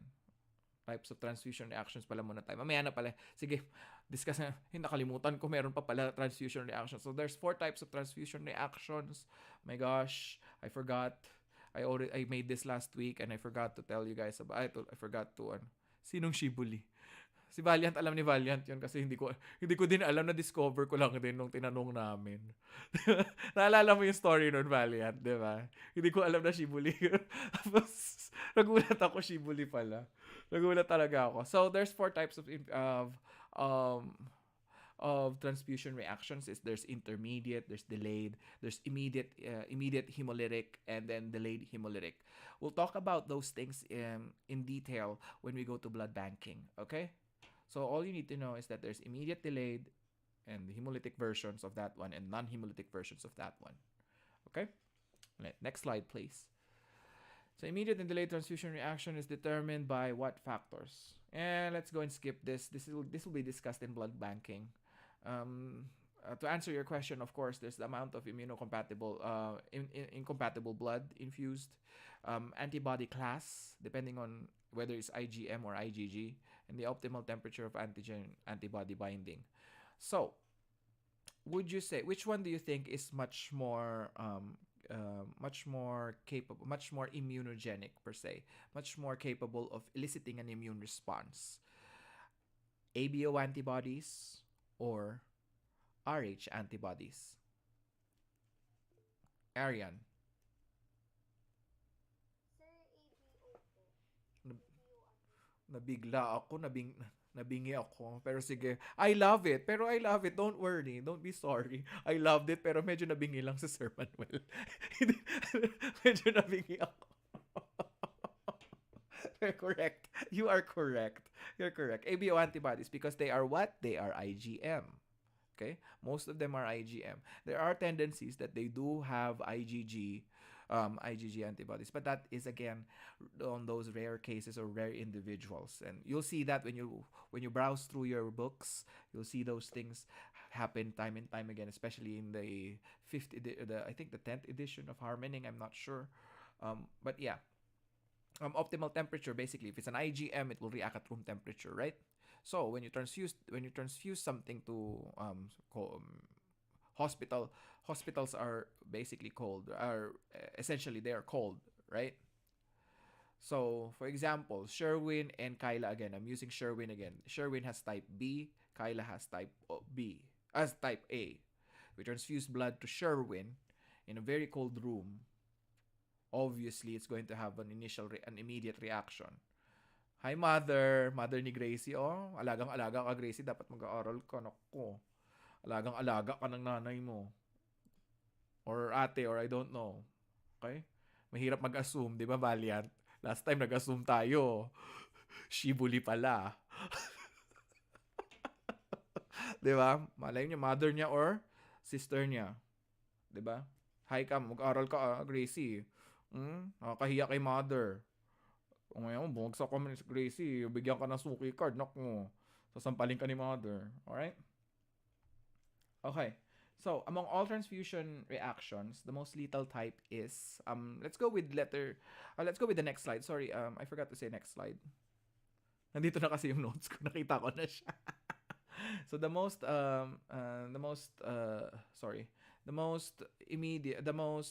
lethal one is the immediate one, and it's usually caused by ABO incompatibility. That's why when you're working in the blood bank, okay, ilang beses ko na ulitin kasi ayoko talaga mag-blood bank. Masarap magturo ng blood bank. Okay, masarap magturo ng blood bank, masarap aralin ng blood bank. Pero 2 years ago lang ako. Ilang taon na ako, Sir Marco, nagtatrabaho? 10 years. 8 years na ako nagtatrabaho as a medtech, Sir Marco. Isang taon lang dun, within those 10 years ako blood bank kasi required. Kasi sa military hospital ako nagtrabaho, di ba? Lahat kami required matrain. Ayoko talaga. Class, if blood back, no, kay Sir Manuel kayo maniniwala. Siya yung nagpapabalik ng mga Pilipinong bobo sa medtech from Saudi. Oo, ako talaga ang nagpapabalik pag ini-interview namin dati. Kasi nung nasa military hospital ako, Quality control ng buong Saudi. hindi naman buong Saudi, Ministry of Defense lang. Ay, hindi nila alam yun. Ginagawa. Grabe ka naman mag-flex sa akin eh. Ayun. So ako nagpapaalis ng mga Pinoy. Kumbaga, titingnan ko. Ganito kasi yan, bigyan ko lang kayo ng story para naman ma-interest kayo. Magkaroon kayo ng interest magtrabaho sa ibang bansa. Ganito kasi, sa Pilipinas kasi sa atin, tanggal ka lang kaagad sa trabaho, di ba? Sa Middle East, hindi ko pa alam dito, hindi pa ako nakakita ng nagkaroon ng transfusion reaction. Very rare kasi magkaroon ng transfusion reaction dito sa US. Sa Middle East, ganito ang ginagawa sa kanila pag nagkaroon ng transfusion reaction. Lahat ng ABO typing at saka transfusion, yan, iimbestigahan yan. You already know that there's a process with that one. You guys already, it's written in harming. Pero it differs depending on country and institution. Sa Pilipinas, tanggal ka lang kaagad. Okay? Sa Saudi, nagkaroon kasi ng transfusion reaction nung na one time doon. Nag-quality control ako. Ako ang quality control coordinator. My God, Sir Marco, ikukwento ko ba? Ang sakit ng ulo ko noon. Tapos yun pa yung time na may lecture ako, blood banking din. Okay? So, ganito ang nangyayari. For example, November 17 ang start ng nagkaroon ng error. Hanggang November 17, 2022, i-repeat lahat ng transfusion cards, ABO, from ABO, Coombs test, antibody screening tests, antibody identification test, uulitin yan lahat. Lahat ng nahawakan, for example, ni Sherwin. For example, si Sherwin yung nagkaroon ng incompatibility na test. Lahat ng nahawakan ni Sherwin, kahit tiningnan lang niya, nag-sign off lang siya. Aanuhin siya. Ipupull out lahat. Tapos, titingnan kung lahat yun, kung may mali maski isa doon. Ngayon, kung isa lang ang mali ni Sherwin, strike one lang siya. Since yung kasama ko, yung katrabaho, buti na lang hindi Pinoy yun kasi tayong mga Pinoy matiisin at masipag at masinop sa trabaho. Okay? Ngayon nakita na meron siyang 3 cases na ganun ang nangyari. ABO type ng isang pasyente mali. RH type ng isang patient mali. So it means that there is a lot of strikes there already. So hindi ka naman basta biglang palalayasin lang. Ang gagawin sa'yo is lilitisin ka. Tapos, titingnan kung suspension lang ba ang gagawin sa'yo or immediate cancellation ng license mo. So, medyo litigious ang process. Pero, malaki ang sahod ng mga blood bankers. Kaya malaki ang sahod ng mga blood bankers. Okay? So, kung gusto nyo kumita ng pera as a medtech abroad, I think in Singapore, they also have a different rate. Dito ko lang sa US na nakita yung iba talaga ang rate ng blood bank. Kasi interview pa lang, tatanungin ka, okay, so what do you do after there's a transfusion reaction? Iisa-isahin lahat yan. Lahat ng knowledge mo na nalaman nyo dito sa school, pati ginagawa nyo sa lab, tatanungin yan ng interviewer. Kasi ganun yung nangyari. Ganun yung ginawa dun sa kaibigan ko na blood banker. I call her a blood bankist. Kasi napakagaling ng friend ko na yan. Every time na merong kakaiba, binibigay niya sa akin kasi yun yung itinatanong ko dun sa mga students ko. And that's very satisfying, especially makikita mo na sa libro. Then makikita mo in person, oh my God, ganito pala ang ginagawa. Yung panel cells. Okay? So, swerte ninyo, wala na ako sa Saudi noon kasi kung na-hire kayo sa Ministry of Defense, isa ako dun sa mga magtitingin. Mag-i-screen. Ay, hindi, prinsesa. Charet. Ayoko na. Hindi blood bank, quality. Hindi lang blood bank. Mga mga problema din ng ibang tao sa ibang section. Okay, next slide please. Nice to know. This is, I think, a nice to know question. Signs and symptoms of immediate transfusion reaction begin to appear when a volume of blood as little as blank to blank is infused to a patient. Okay, estimates tayo guys. Let's go with 5 to 10. Sige. A is 5 to 10 ml. B is, wag mo lang mo sasagot ha. 10 to 15 ml. Kasi this was a question not from a medtech source, but this was actually a question for somebody who's taking a pathology board. I just wanted to share it with you guys. 20 to 30 ml, or letter C, greater than 100 ml of incompatible blood. Which of those choices is the answer to this slide? Sige. Sagot, class. Whilst everybody is thinking, sige, titingnan ko yung sagot. 5-minute break lang, sir. Medyo nauhaw ako eh. Titingnan ko yung mga sagot. Tapos may one lucky... Kaya mag-bring after 15 minutes, sir, kasi 3 o'clock naman na. 3 o'clock na ba dyan? Hindi, 5 minutes lang. Baka na-late na nga ako eh. Kakahiya naman sa kanila, di ba? Okay. Kakahiya naman sa kanila, di ba, sir? Mamaya. Ganyan.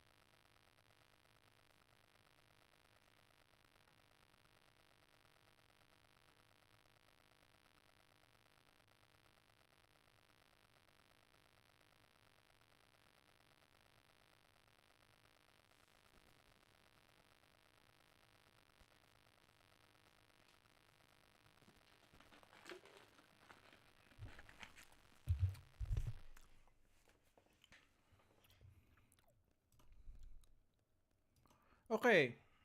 Alright, can you hear me? Hello? Hello, hello, hello? Okay, medyo advanced. Uminom lang naman ako ng tubig. Tingnan na natin. Marco Flores said A. Oh, nako. Tingnan natin ang tamang sagot, Mr. Moderator. 10 to 15 ml. So, everybody is correct except for even Marco Flores. So, kita mo pati si Sir Marco, nagkakamali din yan, guys. Tao lang tayo lahat, di ba? Okay? Ayun yung nakalagay sa ano eh. Yan yung nakalagay doon sa may libro ng BOC eh. Akala ko din yung ano eh. Akala ko din yung dati yan din ang alam ko, yung sagot mo, si. Nabago na ata. May mga bagong discovery. Kita mo, alam mo naman. Alam mo naman, Sir Marco, may mga bago ng discovery, di ba? Kailangan mag-adjust na tayo kasi mga may edad na tayo, Sir Marco. My God. I hate being old, Sir Marco. Alright. Next slide, please. Thank you. Tuloy pa ba yung ano? Nagtutuloy pa ba yung lecture natin, ano? Macron? Saan po, sir? Sa stream po? Oo, tuloy pa siya. Nagtutuloy. Talaga. Checking naman po, okay naman. Talaga. Okay. So, meron akong ano sa inyo yan, para sa inyo yan lahat, class.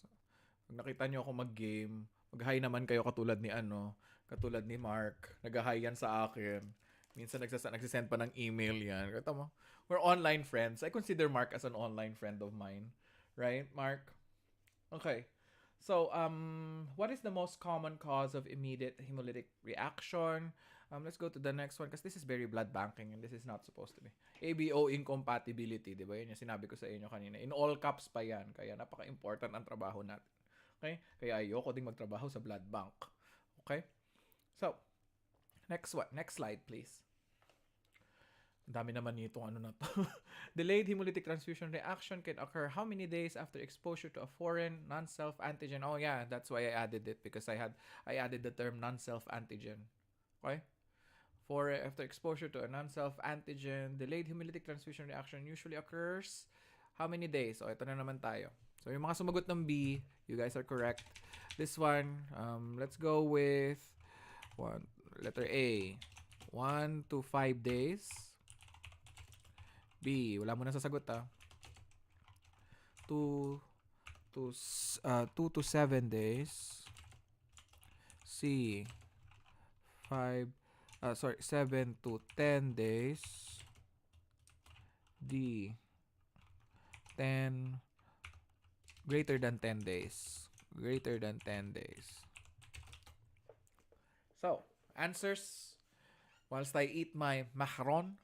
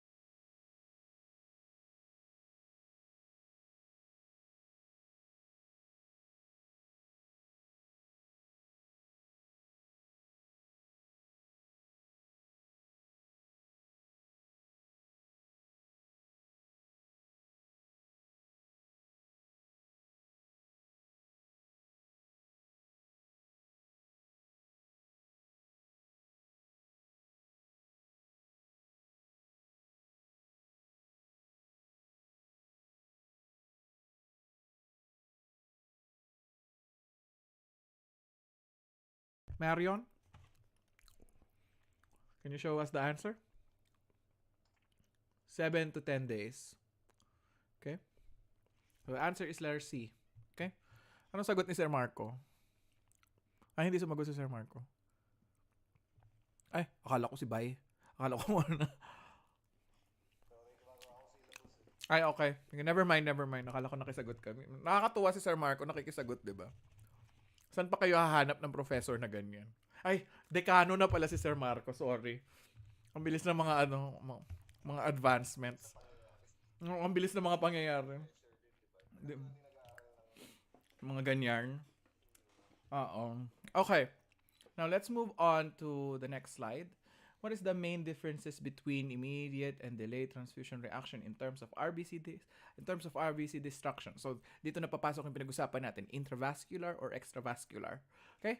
So, questions na naman tayo. Siyempre, habang kumakain ako, para habang snack lang to guys, hindi to yung full na lamon ha. Okay, so, your question is delayed muna, immediate muna tayo. Kasi that's basically for immediate. Okay, main difference of immediate delayed transfusion reaction is what? Kompletohin ko yung question dito bago kayo sumagot.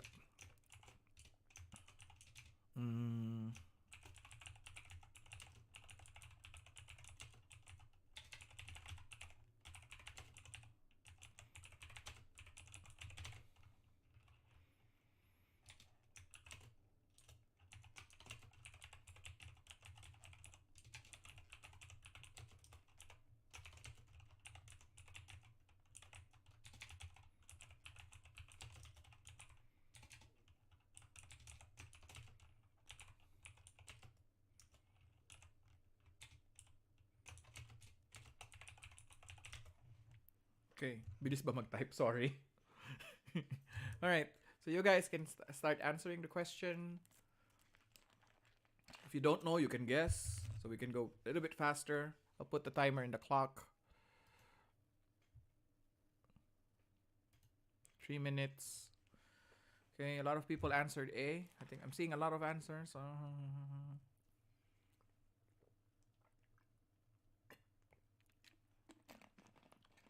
Everybody's answering A. Nagkokopyahan na. Si Segi lang ang naiiba. As usual. Very rebellious talaga si Segi. Si Mark Segi. Okay? Malay natin tama si Segi, di ba? Tingnan natin. Tingnan natin. Malay nyo siya ang naiiba, siya pala ang tama. Di ba katulad kanina? Sino pa? Parang hindi naman yan 60. Lahat ba yan? 60 ba yan lahat? Ay, oo nga, ang dami. Okay, so everybody answered A. Show them the answers, my dear moderator. So, for immediate transfusion reaction, this RBC destruction occurs intravascularly. Okay? This occurs because the cells are destroyed immediately within the vascular spaces. Okay? For delayed transfusion reaction, extravascular RBC destruction is brought about by phagocytes in the spleen. Diyan pumapasok yung mga opsonized na mga antibodies. Diba? Ay, yung mga opsonins natin. Naalala nyo yon kanina? Yung kakabit lang si antibody pero hindi nagkaroon ng lattice formation. Diba? Pinag-usapan natin yun kanina, diba? Right? Sometimes IgG just reacts by binding to it and nothing happens. But actually something happens. Something actually happens. Usually it's in the spleen. Okay? Or in the extravascular spaces. Okay? Now, let's move on to the next one. Pakisabi sa akin kung malapit na tayong matapos pati ng class natin. Para pasadahan natin yung mga kaya nating pasadahan. Alright? Examples of immediate non-hemolytic transfusion reactions, there's 3 of them. I could remember, the top of my head, I could remember febrile reactions, right? I'll answer this for you guys. Febrile reactions, platelet reaction, and reaction to plasma constituents. Yes! Tama ako. Hindi ako tumingin. Tama ako. Yes. Febrile reactions are characterized as what? How many degrees of increase? By centigrade tayo. How many degrees? Sino makakasagot nun? Febrile reaction is characterized by how much of an increase in body temperature after transfusion? How much? Magbigay tayo ng choices ulit. Kasi mahilig talaga sila sa choices eh. Sige. By how much ang question ko ha? Body temperature increase by how much?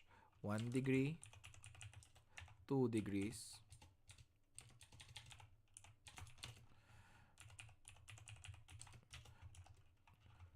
10 degrees,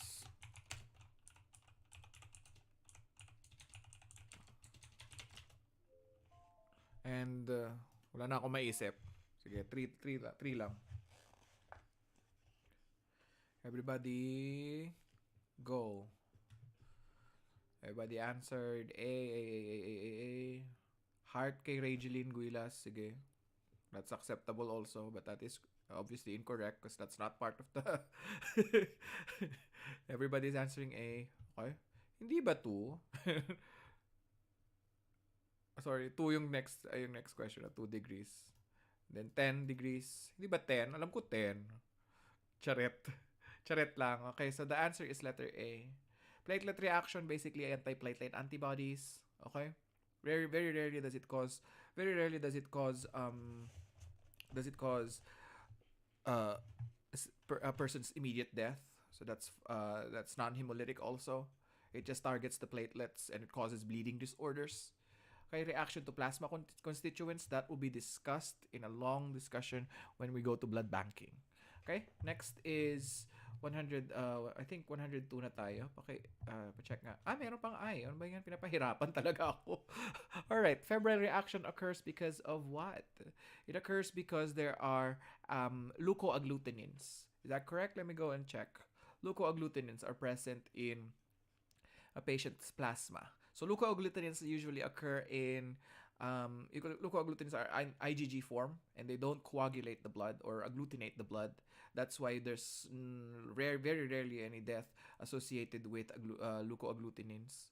But what they do produce is a sudden increase in the patient's patient's body temperature, because what happens is that it activates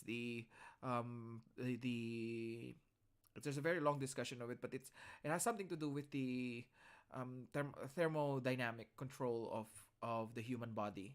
Okay, so once WBC is sensitized by an or a leukoagglutinin or an anti-WBC antibody, leukoagglutinins for short or longer, what happens is that it it forces the cell to degranulate and cause an it starts as an inflammatory response, and then it goes into a systemic it results to um, a systemic effect that ultimately ends in an increase in patient body temperature. All right.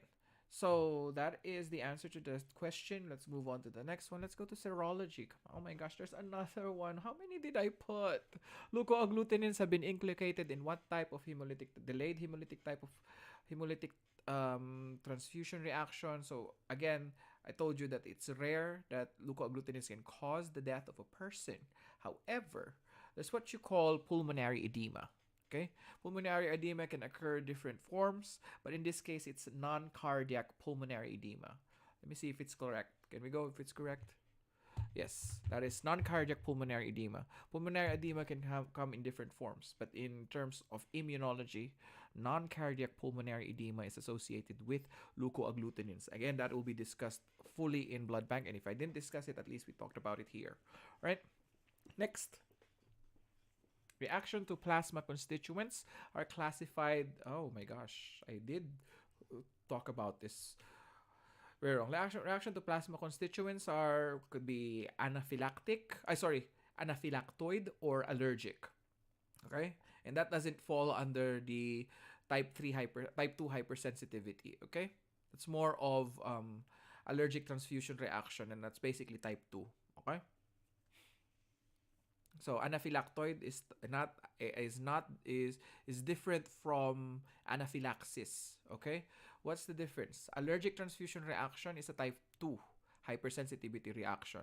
So please take note of that one. It's a type 2 if it's allergic transfusion reaction. Why? What are the characteristics? Urticaria, localized erythema, and fever.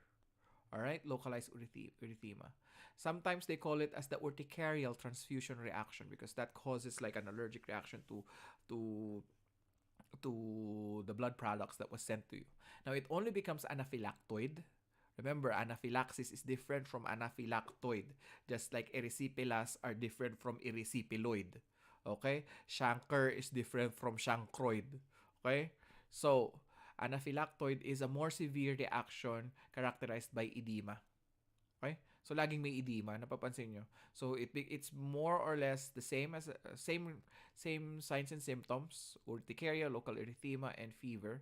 Usually the erythema occurs at the site of infusion of the blood, if that makes sense, and the fever is again greater than 1 degree. Okay? But the reason why it's not characterized as febrile is because there's urticaria and local erythema or redness. And then it becomes anaphylactoid if you have the same reactions, but then the person suffers from edema. Okay?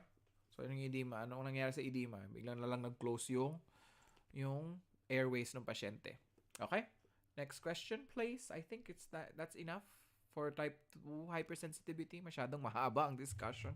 But at least we tackled on some of the questions or some of the topics that might be discussed in blood banking. But at the very least, they're almost the same related. That they are almost related to this discussion. Now, for type 3 hypersensitivity, there are 3 examples that come to mind when you think about it. Usually these examples that I put are most commonly questioned in the board exams. So please remember them. Serum sickness, rheumatoid arthritis, and SLE. Is that correct? Pansin nyo, medyo mabilis na ako magsalita because I just want everything to be on record. So I'm not asking you guys questions anymore because syempre nakaroon na ako ng sugar. Diba? So nakaroon na ako ng sugar kaya pwede na ako magsalita tuloy-tuloy. And this is how I usually teach in a classroom setting, by the way. Next slide tayo. We have 3 types of delayed hypersensitivity reaction, and this is what delayed hypersensitivity reaction is, also known as type Gracie. Type. Ito na nga oh. What's the other name? O si Hana, tutulungan ka daw. Sige Hana. Type 4 hypersensitivity. Very good. All right. Renalyn talaga. Iba't iba ang ano ni Renalyn, ang background ni Renalyn. Parang, parang ang saya-saya sa bahay ni Renalyn. Renalyn, pag umuwi ako ha, paiba-iba yung background ni Renalyn. Yung aso ko. Natatawa ako sa bahay ni Renalyn. Minsan may ilaw, minsan madilim, minsan dimly lit.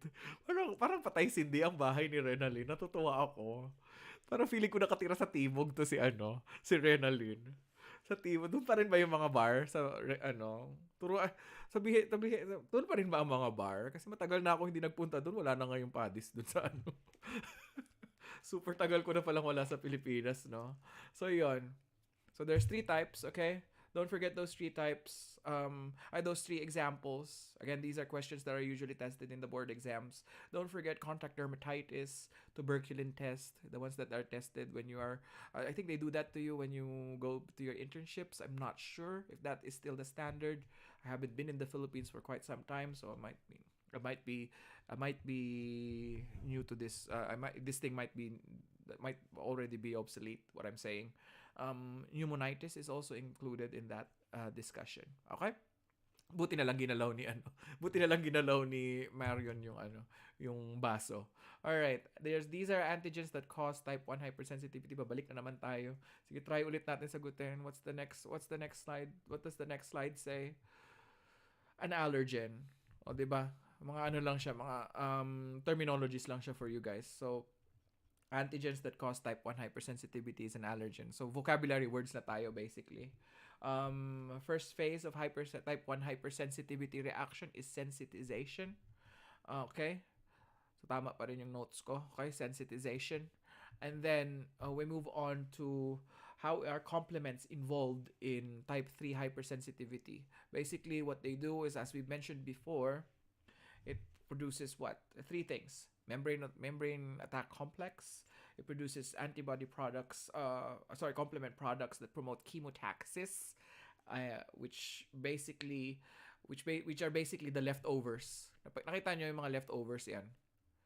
'Di ba sabi ko sa inyo kanina pag-uusapan natin kung saan sila mapupunta? Nakita nyo? Nasaan na si yung nahihirapan makasagot kanina sa akin sa compliments. Alam pangalan nun, yung ilang beses na, sino nga yun, nakalimutan ko, si Hana ba yun? Hindi si Hana yun. Si Hana, ano yan eh. Sino? Si Audrey. Audrey. Nasaan ka na, Audrey? Pakigalaw ang butas. Pakigalaw ang baso, Audrey. Audrey, eto na, pandagdag ulit sa, sa pampasakit sa ulo mo. Okay? C3A, C4A, at C5A, chemotaxins kasi yon ng neutrophils. Okay? So, chemotaxin siya ng neutrophils. Okay? Tingnan mo, nasaan napunta yung mga partners nito, Audrey? Audrey, balik ka dun sa part ng lecture, ha? Meron tayong part ng lecture about that, ha? I think it's on the 10th hour, or Marion would help you out because he's my right hand man today. He'll help you out. Nandoon yung discussion, Audrey, nung paano natin siya bigla kitang gugulatin. Audrey, what's a C4 convertase?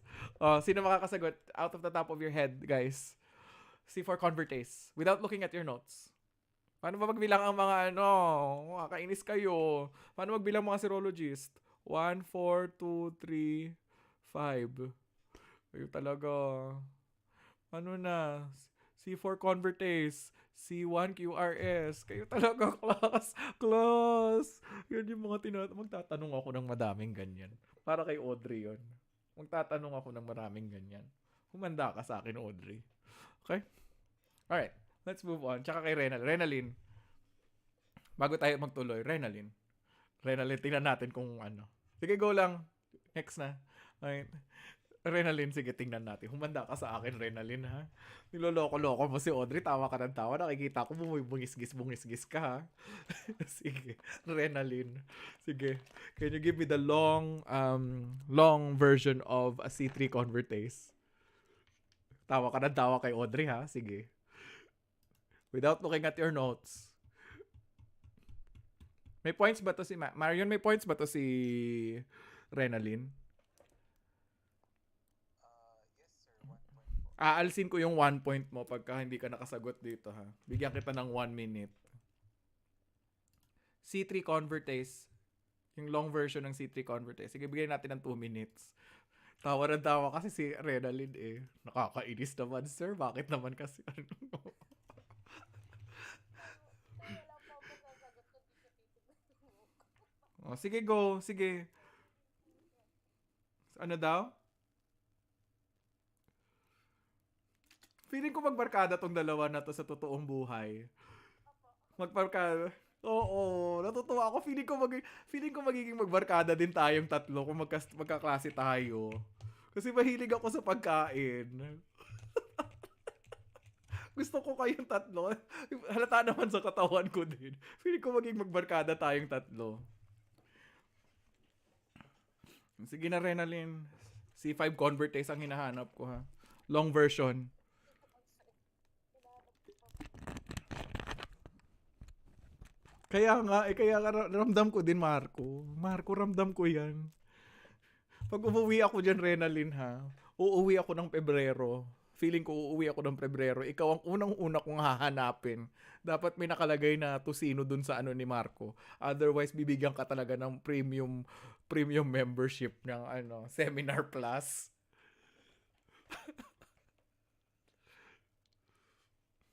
Tawa na tawa si Audrey. Sinarado niya yung camera niya. C5 convertase. Classical pathway. Kasi hinahanap ko saan ko nalagay. Ang tagal, Renalyn. Ilang minutes na lang, oh. May 1 minute 30 minutes. May 1 minute 30 seconds ka pa. Magbilang ka lang. Iganyan mo yung kamay mo. Magbilang ka lang. Oh, 1, 2, 1, 4, 2, 3. Oh. 5 ang natitira. Oh, ano to nandito? Sasakalin ko kayo talaga, pinadali ko na. Sir Marco, madali naman 'di ba yung shortcut na tinuro ko sa kanila? Nagigets ng iba kong student? Nagigets ba ng iba kong students? Please send a heart kung nagets ninyo. Oh. Napadali buhay nila, 'di ba? Oh. Madami naman kayong mga kaklase mo na napadali ang buhay. Bakit parang hirap na hirap si Renalyn dun sa tinuro ko? Sige. Wala. Sige, nagbi-build pa ako ng rapport. Sige. Walang tulong kay Audrey. Grabe to si Audrey. Hindi tinulungan talaga. Sinaraduhan ng camera. Sinaraduhan ng camera. Hindi ka man lang tinulungan. Pero talaga, totoo. Seryoso ako, Renalyn, ha. Pag umuwi ako, pag natuloy ang uwi ko ng Pebrero, Renalyn, tapos wala akong nakitang tusino sa, wala kang pasalubong sa akin, Renalyn. Ikaw lang ang bibigyan ko ng pasalubong dito kasi ikaw lang pasaya sa akin ngayon eh. Kayong dalawa ni Audrey. Sir Marco, 'di ba totoo din namimigay din ako ng pamasko tuloy ng pasalubong nung umuwi ako one time. Kaso inagawan ako ng isang estudyante last time. Kailangan ako ng pasalubong. Napakahayop nun. Anyways, sana pumasa siya. Sana masaya siya at pumasa siya, no? Bumagsak siyang boards. Ay, buti naman. Charing lang, wag ganun. Grabe. Sige, Renalyn. Sinong gustong tumulong kay Renalyn? Tapos na yung time ni Renalyn eh. Wag muna nating alsin, Renalyn, kasi baka hindi mo ako... Wag natin muna alsin, Marion, yung point niya. Bigyan natin siya ng chance, ha? Okay? Wag nating alsin, wag. Kasi nagbi-build pa tayo ng rapport sa kanila eh. Sige. Sinong kayang tumulong kay Renalyn? Hay nako, Renalyn, tigilan mo ako, tapos na. Sino? Hinahanap ko na Sino pwedeng tumulong? C5 convertase, long version, classical pathway. Wala. Patay tayo, Sir Marco. Kakaturo ko lang, ha. Oh, Lil Zo. C1, CRS, C4D, C2A, C3D. Oh, di ba? Madali, di ba, Zo? Gaganyan mo lang yung kamay mo. Kung ako sa inyo, pag nag-exam kayo, lagyan nyo na ng letters to. Itong mga daliri nyo. Lagyan nyo na ng letters to. Para hindi nyo makalimutan. Lagyan nyo na ng letters. Di ba? Pero, pero totoo. Totoo, napadali buhay mo, Lilzo. Okay lang naman, sir. Okay lang naman. Hindi ka, oh my God. Sucks lang. Sucks lang. Alright, let's move on to the next one. Okay, so which complement component functions as an opsonin that is C3b? Okay, C3b. So, just for example lang, incomplete yung function niya. Or na incomplete. Because we have like, what do you call this? We have like inhibitor substances, right? And sometimes that thing falls apart, or C3b falls apart from C3a, or it gets cleaved accidentally. C3b can bind to other places in the human body, or to foreign substances, and it can become an opsonin. Okay, just for your information. Okay, now let's move on to the next slide, which is ADCC. Hindi siya America's Dance Crew, ha. Okay? Anong ibig sabihin ng ADCC? Paki-transcribe nga for me. ADCC. Come on, guys.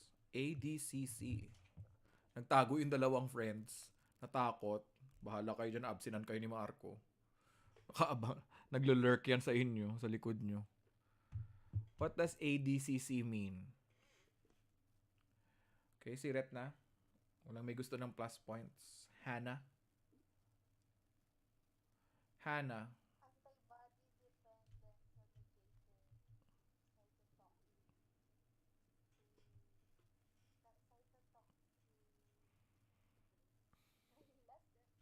Cytotoxicity.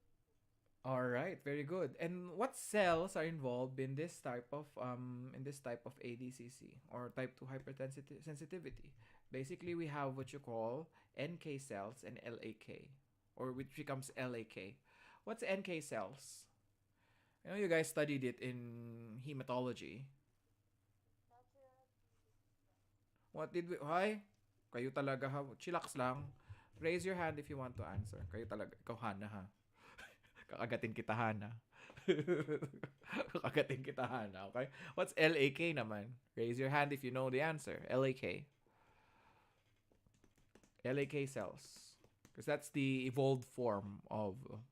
if you guys play Pokemon, that's the evolved form of NK cells. Okay, go. Who can answer what LK cells are? Hana ulit. O, diba? Taray talaga ni Hana.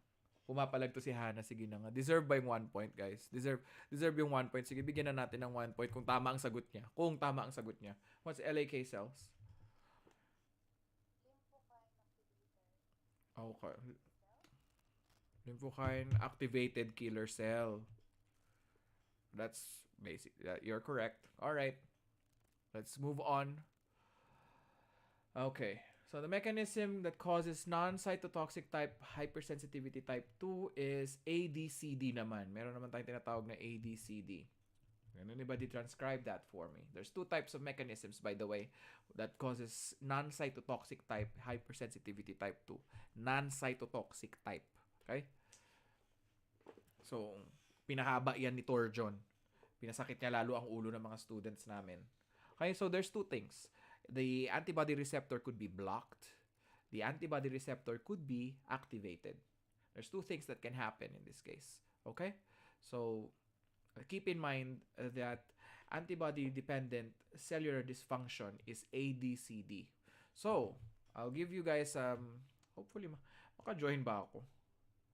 Maka-join na ba ako dyan sa may Sir Marco? Parang hindi pa rin ako maka-join. Ay, naka-join pala ako. Ayun. Alright. So, I'll be booting you off, Marion, for a while. I'll show you guys how these 2 mechanisms are different and how they cause I'll try my best and help you guys out. Nag-e-echo ba yung yung boses ko diyan? Hindi naman, no. Doon sa may live stream natin, Marion, hindi kasi naka-on pala ako dito. Hindi naman po, sir. Okay. All right. So, what I'm going to do is I'm going to present also. Pero paano ako? Share screen. There we go. Hang on a sec. I'll go and share my screen, and I'm booting you out, Marion. If that's okay. Just leave that slide there. Ba't hindi ko ma-boot out si Marion? Mm. End ko muna po ba yung stream, sir? Ay, yung Hmm. presentation ko, sir. Tingnan ko kung mabu-boot out kita na automatically. Ayun, pwede kitang i-boot out. I can kick you out of the discussion. The presentation. So, let's go back to my notebook. All right, so let's start a new page.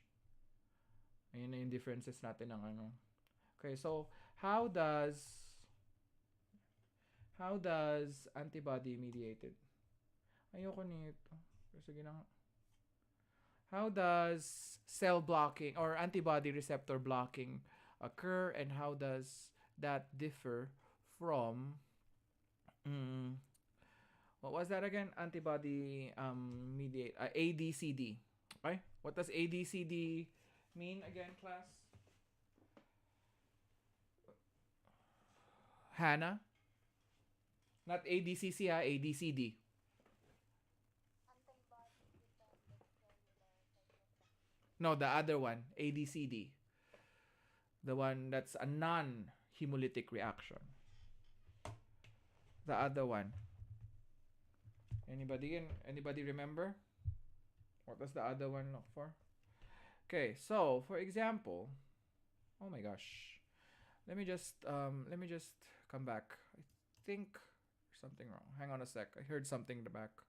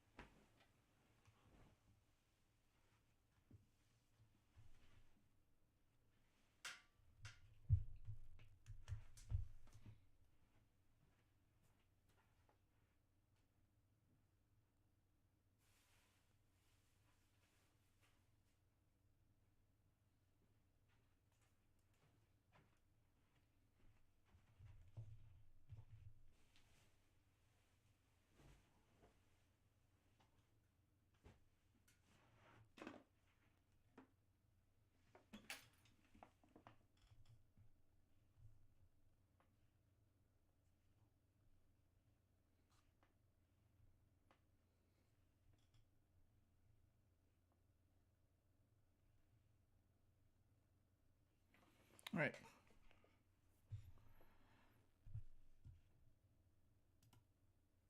Alright, mas maganda pala dito. Yun pala sinabi ng friend ko. Okay. Alright, can you guys see what I'm showing on the screen?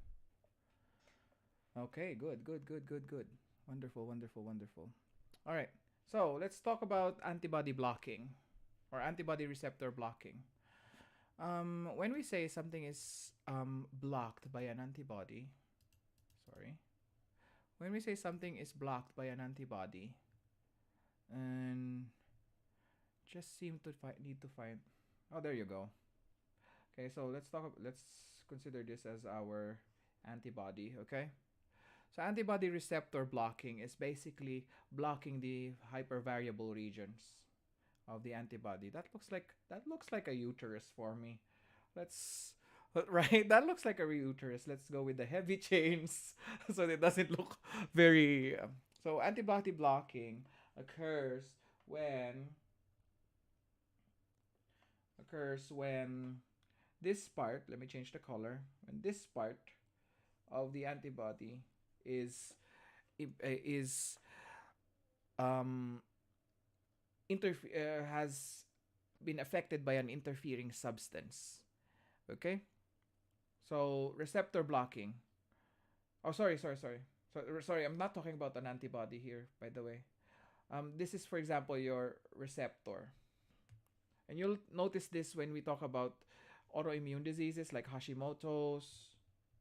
What else is there? Graves' disease. You'll find these things in Hashimoto's. Why is it not working? Child. There we go. So, for example, we have cellular receptors here. Okay, it could be a hormone receptor, it could be a signaling hormone receptor. It doesn't matter. All right. So those orange things at the bottom um, are your antigens. Now the red ones are antibodies. So antibody receptor blocking is basically when the normal functions of a specific receptor is blocked by an antigen. Okay? So for example, this is a at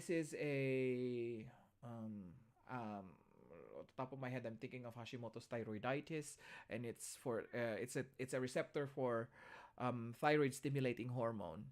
Okay? So instead of having, normally these green dots over here will have receptors for those orange ones over there.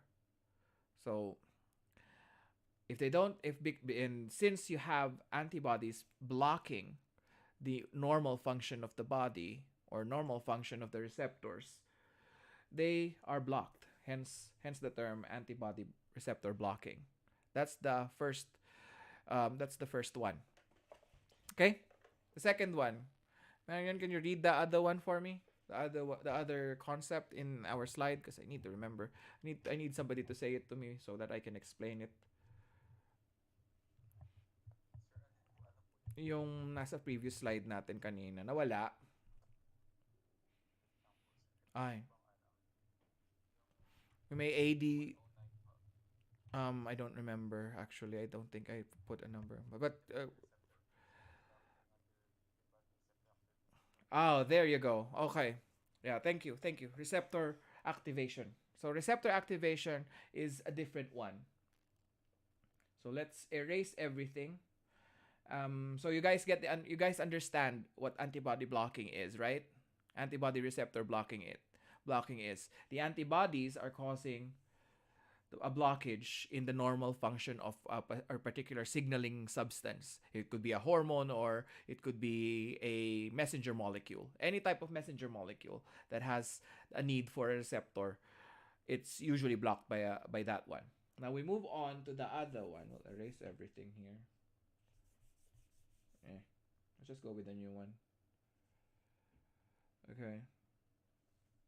All right. So antibody receptor activation, I think from the name itself you guys can understand the basic concepts of it. So let's go again with that drawing of ours. Let's go with squares this time. So these are your receptor cells. Okay? Now these receptor cells normally have signaling molecules again, right? They have signaling molecules to activate them. But one thing is weird with these signaling molecules. When an antibody, for example, you have an autoimmune disorder, binds with these antigens, it activates it upon sensitization. You understand? So, once na kumapit siya doon, for example, let's say, what was that disease again? Then I think I can't remember the disease until I see it. But basically, what it does is that it overstimulates a particular disease, or it overstimulates the action of a particular cell. So, for example, it releases sodium ions and blah blah blah. Yeah, yeah. Autoimmune adrenal stimulation disease, basically, is one of those things. I can't remember the exact name of the doctor who was named after it, but the adrenal glands usually release certain hormones or have receptors for specific hormones to be released, right? Like aldosterone and aldosterone. Right? And aldosterone causes the reabsorption of certain electrolytes. Nagkakaroon siya ng electrolyte balance yung pasyente kasi there's an antibody that activates the antigen. Okay? So the antigen is basically a receptor. Okay? So you get it? Not all antigens function to destroy a particular antigen. Or not all antibodies function to destroy an antigen. Sometimes niloloko nung antibody yung antigen into performing a different task. You get it? You guys get it? Patrick, do you get it? Lil Zo, do you get it? So that's the main difference between those two mechanisms. Okay? So normally it's a signaling protein, but because there's overproduction of an antibody or there's overstimulation because of the antibody, the action becomes hyperactive. Okay? Clear? Clear, guys? Clear? Okay? So let's go and continue our presentation. Let's go and I'll stop my presentation now. Let's continue. Just boot me off. Marion. And I'll ask a question for you guys. Name one autoimmune disorder kasi I think papunta na tayo sa autoimmunity. Give me one autoimmune disorder and at least give me a brief description of the autoimmune disease. Yung naiintindihan mo ha, yung naiintindihan na. Hindi pwedeng sir, type 1 diabetes sir. Ganun tapos hindi na alam kung ano yung mechanism. Okay? So, who here whilst Marion is getting ready for the presentation for my slideshow. Give me anybody here for okay, Patrick. Okay. Autoimmune disease. Okay, go. Okay. Psoriasis is considered as an autoimmune disorder, all right. Meron po kasi ako ng parang psoriasis of the scalp. Mm-hmm. So, pagkakaintindi ko po din, parang yung katawan ko po parang na-detect niya as kalaban din yung mga hindi naman talaga dapat na kalaban na cells. Mm-hmm. All right. Yun. So that is an autoimmune production of antibody. An autoimmune disorder that's characterized by antibody production against skin cells, right? Healthy skin cells. Okay? So that is correct. Okay. Who else here knows an autoimmune disorder? Somebody said systemic lupus erythematosus, but I didn't hear an explanation earlier. I was gonna go and explain it to you guys, but I already saw the antibodies earlier whilst Marion was preparing it, but I want you guys to explain it to me. We could have another disorder. Ang dami-dami Kasabi ko lang, wag na yung Hashimoto's. Ayoko na ng Hashimoto's. Alam nyo na yun thyroid stimulating hormone tsaka thyroid hormones yun Sige, wala na? James Paul. Could be from your own experience. Explain it to me. Like Patrick did. Addison's disease. Okay, explain to me what's Addison's disease. Parang yung cover layer Yun, Addison's disease pala yun, nakalimutan ko kanina. Yeah, that's the one that I was talking about earlier. Addison's disease. Yes. Please explain.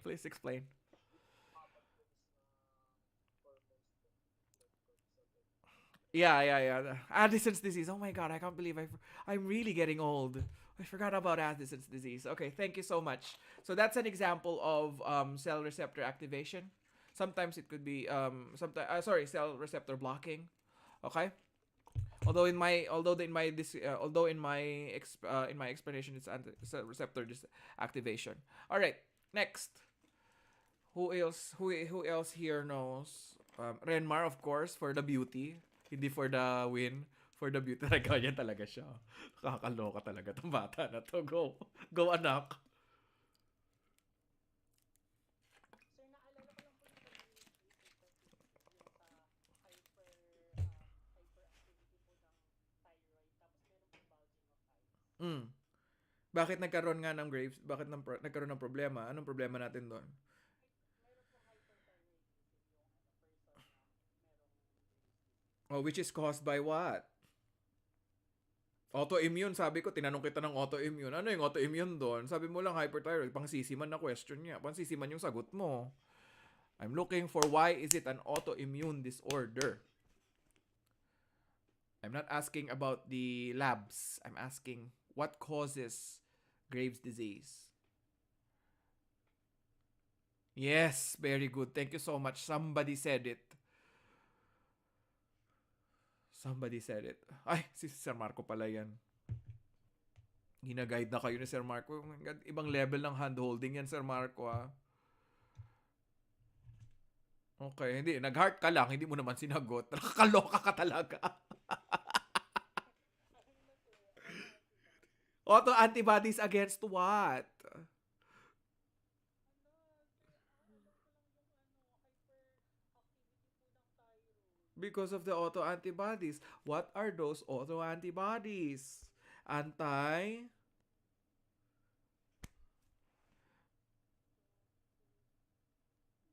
Bzz, bzz, bzz, bzz, bzz. Wala na? Napiga na? O sige, Hana. Sige. Tulungan mo to. Ang anak ko, talaga. Autoantibodies against TSH. Very good. Very good, very good, very good. Okay, anti-TSH hormones. Okay. Alright. Another one. Another one. Mariel. Pernicious anemia, sir. Over naman yung over naman yung ano na yun. Pero yes, sige, okay. Pernicious anemia. What is the autoantibody there? Anti? Nag-release po ng auto-antibody na parang hindi po na-absorb yung vitamin B12. Auto-anti ano? Auto-anti? Ako, lapit na. Auto-antibodies against?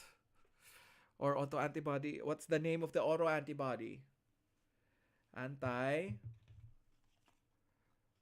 Anti? Ano guys? Ano class?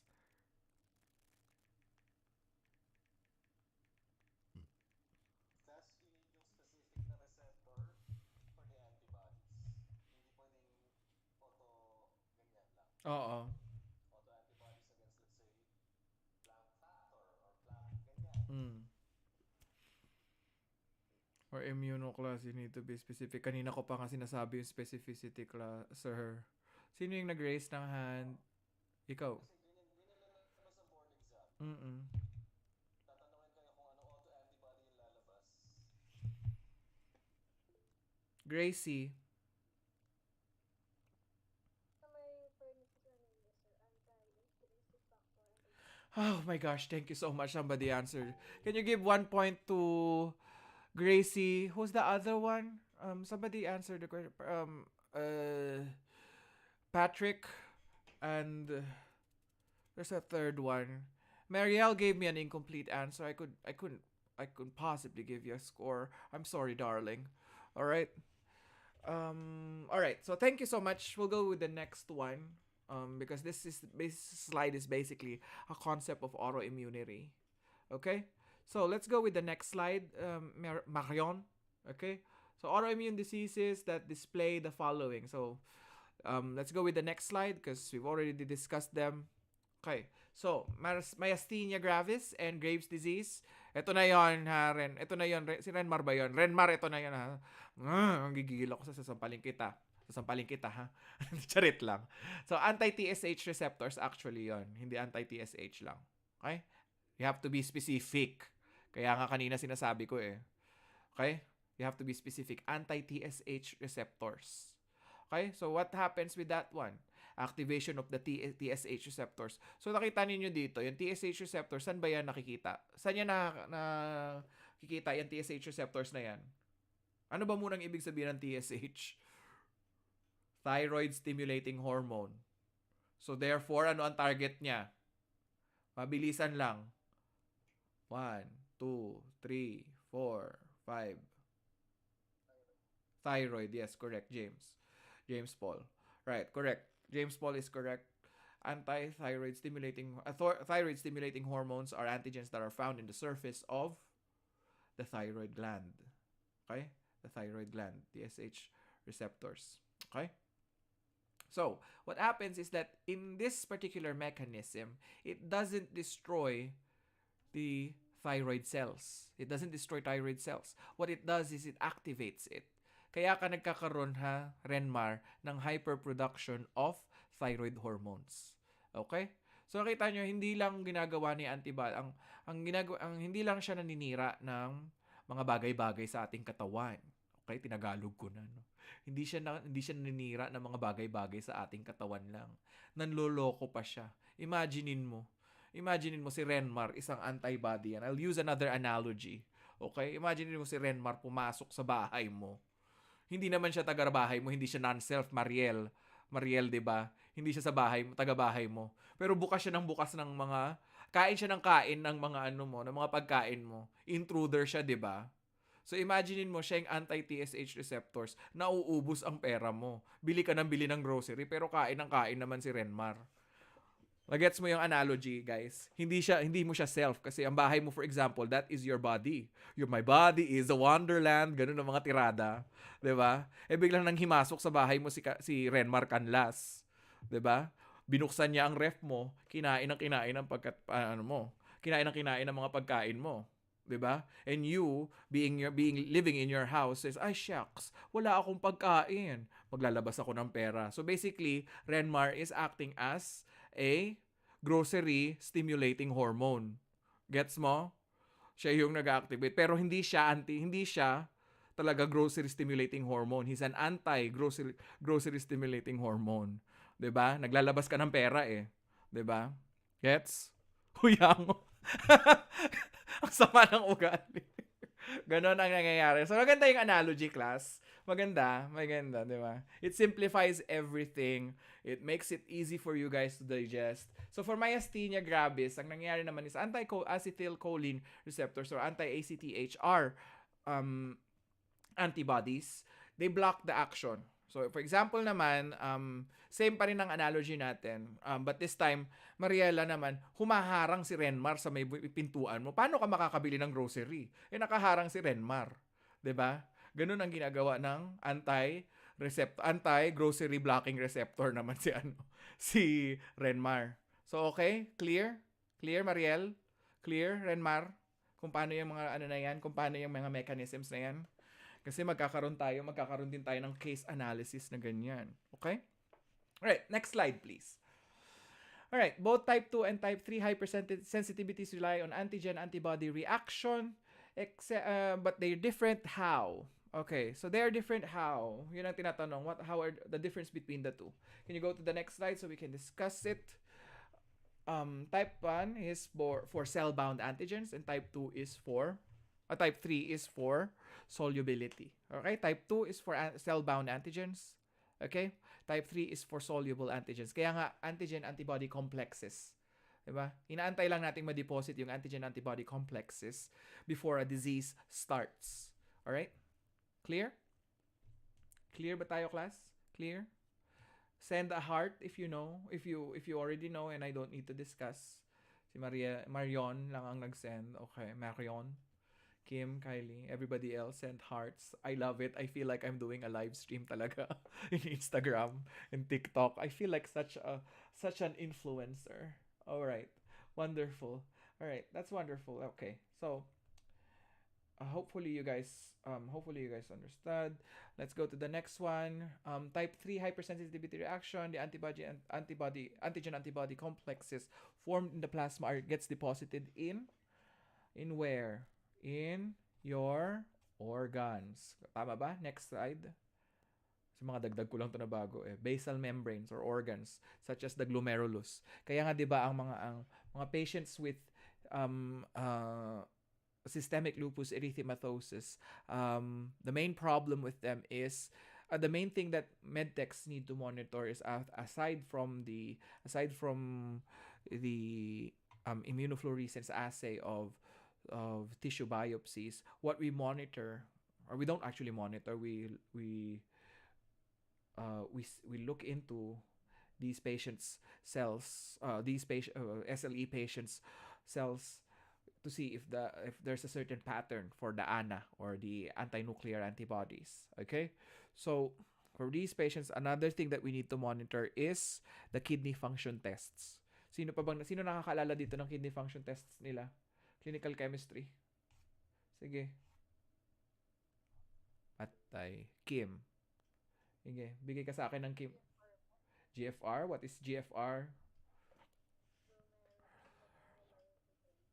Grabe naman to. Pwede naman creatinine lang. Pero sige, go. Gusto talaga niya nagko-compute. Ako ayoko ng mga ganyan. Pag ako tinanong ako ng mga teacher ko, sabihin ko, urea, creatinine. Ikaw GFR ka talaga. O, sige, what's the gold standard na lang? Sige, go tayo doon sa ano. Gusto mong maging advanced, ha? Sige.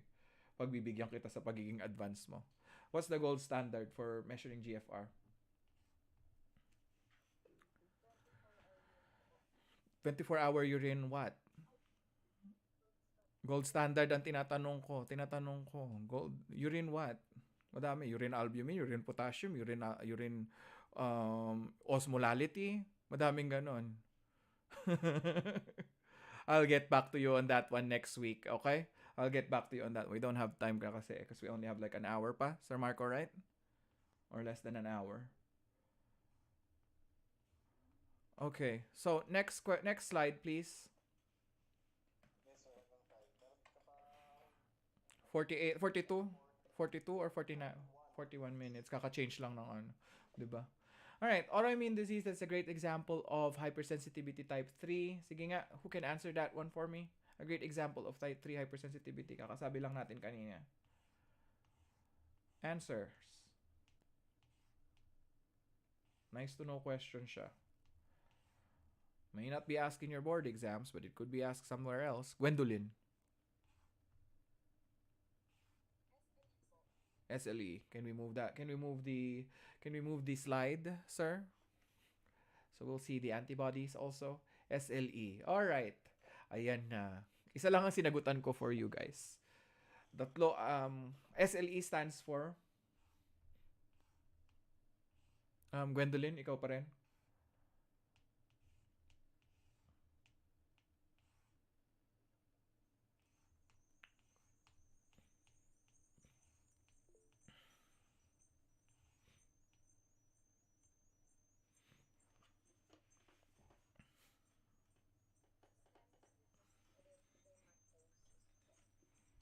Systemic lupus erythematosus. All right, very good, wonderful. That is wonderful. Okay, that is wonderful. Systemic lupus. Yeah, I already solved it, Marion. Thank you so much.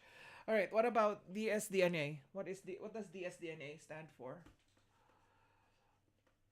So you guys know what you might encounter in the exams, at least kahit papaano.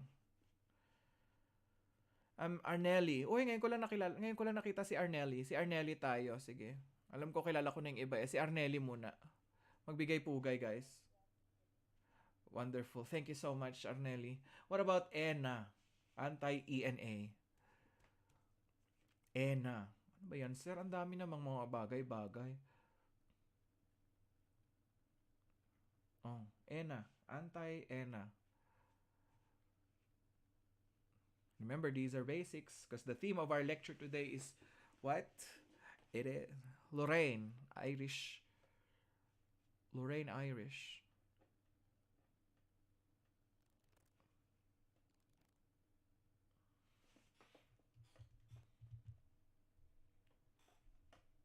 Lorraine, Irish. Okay, let's go with Patrick because Lorraine is not answering her call. Anti-ina po, extractable nuclear antigen. Very good. Wonderful, wonderful, wonderful. So, okay. So, look at systemic lupus erythematosus. Do you find something weird about it? Is there something weird about it? There's more than one autoantibody, right? So, kakaiba siya, di ba? There's more than one autoantibody. We've discussed Graves' disease. We've discussed Hashimoto's thyroiditis. We discussed type 1 diabetes earlier, right? But SLE is different. Look at it, right? There's 4 antibodies there. Actually, if you delve deeper into the study of SLE, you'll look at certain patterns to diagnose, not actually diagnose, but to help in the diagnosis of whether a disease is SLE, Sjogren's syndrome, mucosa associated. I think what's that? That's the other one, mucosa associated one. Other one is scleroderma. There are 5 diseases that can cause these things. It's not just SLE, okay? So you have to look for a pattern. Actually, when I took the ASCPI, I got a case analysis that has something to do with these 4 antigens. It has a picture of an immunofluorescence flagellate known as Crithidia lucei. And that is actually used for the diagnosis of SLE. That's the final step. These things are just step 1 and step 2. Actually, there's more. There's anti-Smith antigens also. But that's for another discussion, and I think we don't have time for that one. When I'm condensing everything to high yield questions. Let's move on to the next one. This is a type 3 hypersensitivity reaction that results from injection of heterologous foreign protein or serum. Or of foreign protein, sorry. Of foreign protein or serum. Who can answer this one? Heterologous. Meaning it does not come from the organism. Diba? Okay. Heterologous. Bigyan ko kayo ng example. Sino ba magandang example? Si James Paul naman. James Paul, may I use you as an example? Just say this if it's okay with you. Oh, it's not okay. Okay, all right. Let's move on to another person. Patrick, he's not okay. He's not responding. He's totally not having it. Sir, I had enough. I've been listening to your crap, sir. All right. He's totally not having it, Patrick, right? All right. Okay. Okay, Kim. Give me the answer to this one. Serum sickness, sir. Okay, can you explain to me what serum sickness is? When po yung ini-inject po ng serum ng animals, reaction ng animals. Mm-hmm. All right, that is kind of true. Yeah, heterologous. You just use the heterologous term that we talked about earlier. That's a good application of it, right? Right. Thank you so much, Kim. All right, so she is partially correct. That is true that it does come from another species. But I'll give you an example. Are you guys familiar with tetanus toxoids? Yeah, so tetanus toxoids. So for example, hindi ka naman for example, you were not really exposed to tetanus spores or Clostridium tetani, right? So Clostridium tetani basically produces toxoids or toxins, and what doctors give you is or prescribe is anti-tetanus toxoids, and the anti-tetanus toxoids attacks the toxins produced by Clostridium tetani, okay, which causes what do you call this? The spasms, muscular spasms, and the rigidity. I think you see a picture of it if you went to France. You'll see a picture of it. You'll see a picture of somebody having rigidity signs and symptoms. So basically, what happens with the person with serum sickness is that you no longer have you no longer have the toxins or the C. tetani toxins. Okay, and I injected Kim with her first dose. Si Kim na lang ginamit natin, Patrick, because James Paul is not really having it. All right. So I injected her with that one, her first dosage. She wasn't really exposed to it, but she has 3 doses of those things. Okay? So she didn't go up for a follow-up. She just went straight to her provider. Provider said, "Okay, this is your second dose. You'll get another one." Comes back, didn't go to her checkup again. Comes back again, gets another shot of tetanus toxoid. What happens is that she has what? Excess amounts of anti-tetanus toxoid. And that can cause a problem. That becomes a type 3 hypersensitivity reaction because it can, what? It doesn't necessarily bind to the toxoids, but you cause like what? Postzone or prostzone in your patient's serum?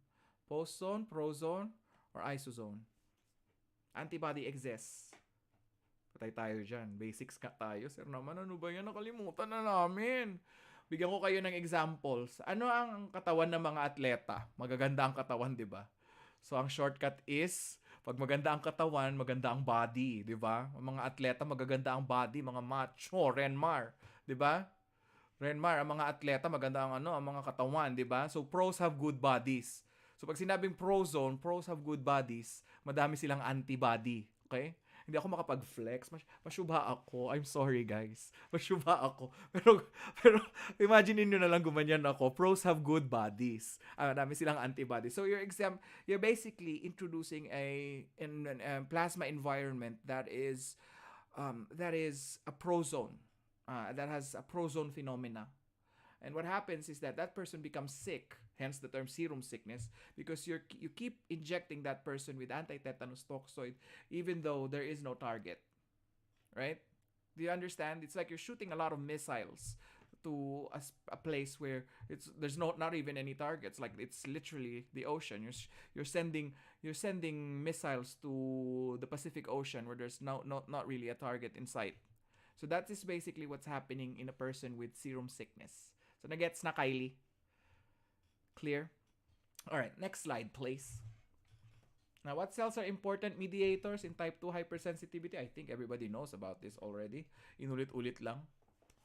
Just to stimulate memory. Who can answer that one? What are the cells that are important? Gwendolyn.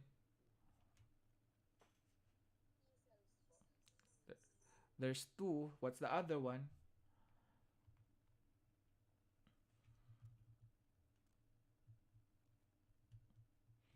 There's two. T cells what? T cells what? T cells what? T cells what? Bye. I've never heard your name again. I've never heard you raise your hand again, so I'm calling you now. Huh? Oh no. No, no, no. I'm talking about mediators, not cells involved. Mediators are the ones in the middle. They're the ones responsible for what's happening or what's the phenomenon occurring. Angel May. Hi Angel, this is my first time seeing you. Hi. It's nice to meet you. You have such a pretty face. All right. Angel, what are the cells? Okay. There's another one. Oh no, sorry, that is not a mediator. I knew somebody is gonna get caught up into this one. Okay, let's show them the answer. Cytotoxic T cells. Okay, why? Which one of the helper T cells? They facilitate it, right? They send signals, right? They send signals to cytotoxic T cells. The cytotoxic T cells causes what? From the name itself, they cause a release of what substances? When they're stimulated by helper T cells, what happens? They release Sherwin. Cytokine po. Very good. They release cytokines according to Sherwin, or cytokines. All right. I love how Sherwin pronounces it. It's very strong. It's very cytokines. Remember? Although it's cytokine, it doesn't really matter. Sherwin, it doesn't really matter. Child, it doesn't matter. No matter, as long as you select the correct letter, you are good in my book. Okay? All right? It doesn't matter. Wag kang mag-alala, Sherwin. Pag naging examiner mo ako sa English, yan ang problema. Di ba, Sir Marco? Ang dami kong ang dami kong mga problema, ang dami kong ginagawa, di ba? Lalo, di ba, Mark? may mga iba't ibang klaseng trabaho si Sir Manuel ninyo. Alright? So, helper T cells are, just to give you a brief overview, APCs do ingest the the antigen. They present it, but they do not actually have anything else to do in the situation that causes the signs and symptoms. It's actually the cytotoxic T cell that causes it. Okay? So it's again, what's our the thing that you need to remember? Cytokine storm, right? I remember what I said earlier. Although that's a different case, but at least you just remember that it's all mediated by two things, by two cells, helper T cells and cytotoxic T cells. All right, let's move on to the next one. Substance from poison ivy that causes type 4 hypersensitivity reaction. All right, this one is nice to know. Doesn't necessarily have to be in your exams, but maybe not. Who can answer this question? Kim K. Oh, mobongga si Kim Kylie. Go. Usual, sir. Alright. Urushio. Yes, again, it doesn't matter. It doesn't matter how you pronounce it as long as you select the correct one.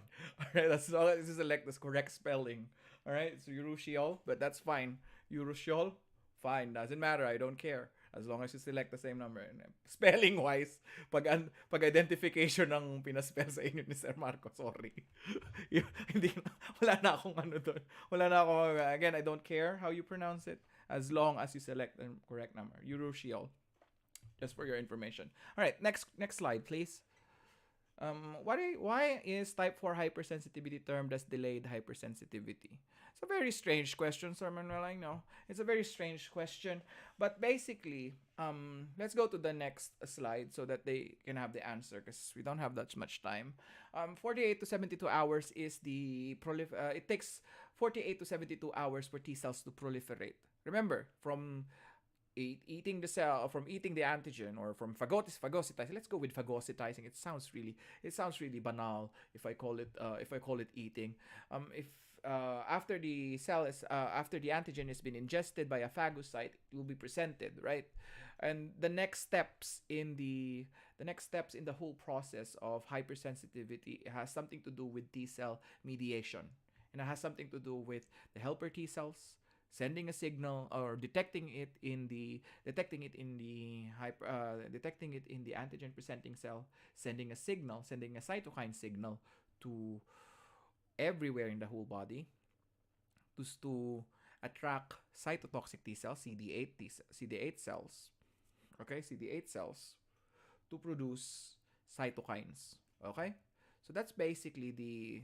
I think I made a mistake. It's not CD8 cells. Wait, I think I made a mistake there. Can we please remove CD8? CD8 cells is different. Okay, that's not. I made a mistake with that one. It's just helper T cells and B cell. Helper T cells and helper T cells and cytotoxic T cells. Let's remove CD4 cells there. Later I'll remove it and I'll send a new copy of that one. Okay, so urucial 40 to 78 hours, that's the reason why it's delayed hypersensitivity. The other ones you can expect it within 30 minutes. Okay, the hypersensitivity reaction could be seen within 30 minutes. The fastest one is basically the type 1 hypersensitivity reaction. Now I'll give you a summary. I think the summary is next. Is that correct? Can we see the next slide, please? All right. So yeah. So the summary is as follows. Can you show me the picture? Can you show us the picture? All right. So antigen enters the cell. That's what we're talking about. Type 4 hypersensitivity. The cell or the APC phagocytizes the antigen and presents it to the MHC2 molecules. Remember your MHC1, MHC3. You have to remember those things also. Please write it in your notes because I think it is not discussed in our lecture for today. I neglected to add it there because there's not really much to. And oh yeah, we do have a discussion in transplantation medicine. That's the reason why I separated it. But yeah, but please do note that there are 3 MHC molecules in the human body. That's why major histocompatibility complex. Are you guys familiar with that one? Right? The products of major histocompatibility complexes are what? Your HLA 1, 2, and 3, right? So please remember those things. I need you guys to review on those things and on our next because that might appear in your board exams or your exams. And now we move on to the third stage. Naive cells in the lymph nodes detects the antigen presented by a phagocyte and binds it with the CD4 MHC molecule too. Okay? So CD4, there's going to be a binding reaction between them. Okay? And what happens is that when these two molecules bind, the CD4 molecule and the MHC molecule to MHC2 molecule binds, they send a signal. It basically sends a signal to the naive cell to become a T1 helper cell. All right. So in the human body, that's the reason why I didn't include APCs as part of the whole thing is because they don't really mediate. What the mediation occurs in this second line here, the one that starts from the number 3. Okay, mediation starts here. That's why naive cell is not included in there. All right? So the naive cell becomes a Th1 helper cell, and it binds to the macrophages via the CD8B7 linkage. Ang dami naman, sir. Kailangan kong alalahanin yan. Yes. Yes, please. Please put an underline on this one or highlight this once you get a copy of this PowerPoint presentation. All right? Now, the Th1 helper cell, now that it's been converted, will already bound to it, right? The Th1 helper cell releases interleukin-2 and interferon gamma. Okay? Interferon gamma. Now, there's two things that you need to note about these two molecules. Interleukin-2 causes T cell proliferation para magpadami. Okay? It will cause cell division. Okay? Now, interferon gamma activates nearby phagocytes to go there, or basically, interferon gamma is a chemotaxin. Okay? Interferon gamma is a chemotaxin. What does a chemotaxin do? It causes what? Cells to migrate to a specific part of the body via chemical signals, hence chemotaxis. All right? Now, because they're activated macrophages releases cytotoxic substances and pro-inflammatory cytokines. The cytokines are the chemical signals. All right? Signs and symptoms begin to occur. See? Mediation occurs here on the third part. Okay? So be mindful of that one. All right? Clear? Clear? Yun na yung diniscuss. Ang dami kong chika, pwede ko naman palang ganituhin para madaling maintindihan, di ba? Easily digestible. Na-digest ba natin, Angel? Medyo nakaganyan na lang si Angel eh. Nakagano na lang si Angel. Kulang na lang gumanyan si Angel. But you guys can come back to the lecture again if you want. The YouTube link is there for you. I'll post the YouTube link later. All right. All right. Nasaan na tayo? Okay.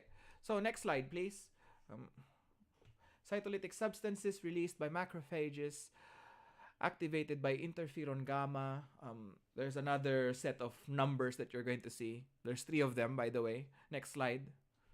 Interleukins, interleukins tuloy. Lysozymes, complement components, and reactive oxygen species. So what does it do? It forces itself, these macrophages forces itself to destroy the antigen, but it's a failing attempt. That's why you'll have signs and symptoms. Okay.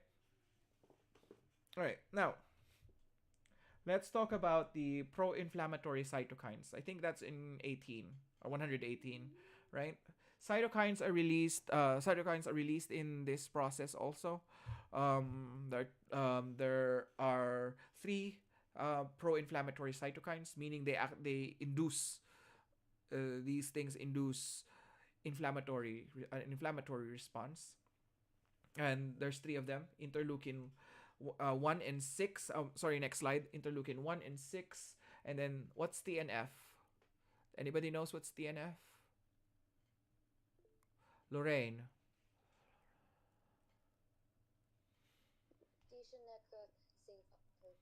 Tissue necrosis factor, tissue necrotizing factor, doesn't matter as long as you select TNF on your exams. Usually in the exams it will appear as an abbreviation. Okay? So next slide, please. What molecule or what MHC molecule are presented to killer T cells during type 4 hypersensitivity reaction? Ang dami namang nangyayari, sir. Ang daming kaguluhan. Alright? MHC molecules naman tayo. MHC molecules are presented in what class? MH2 kanina, di ba? This one, MH1. Okay? MH1. Pag MH2, helper T cells ang friendship niya. Pag MH1, ang friend niya is killer T cell. Wala akong ibang shortcut, wala akong maisip na something witty. Inaantok na din ata kayo. Inaantok na ako eh. Wala na akong maisip na witty. Siguro kung nag-start tayo ng lecture with this one, madami akong maisip na witty.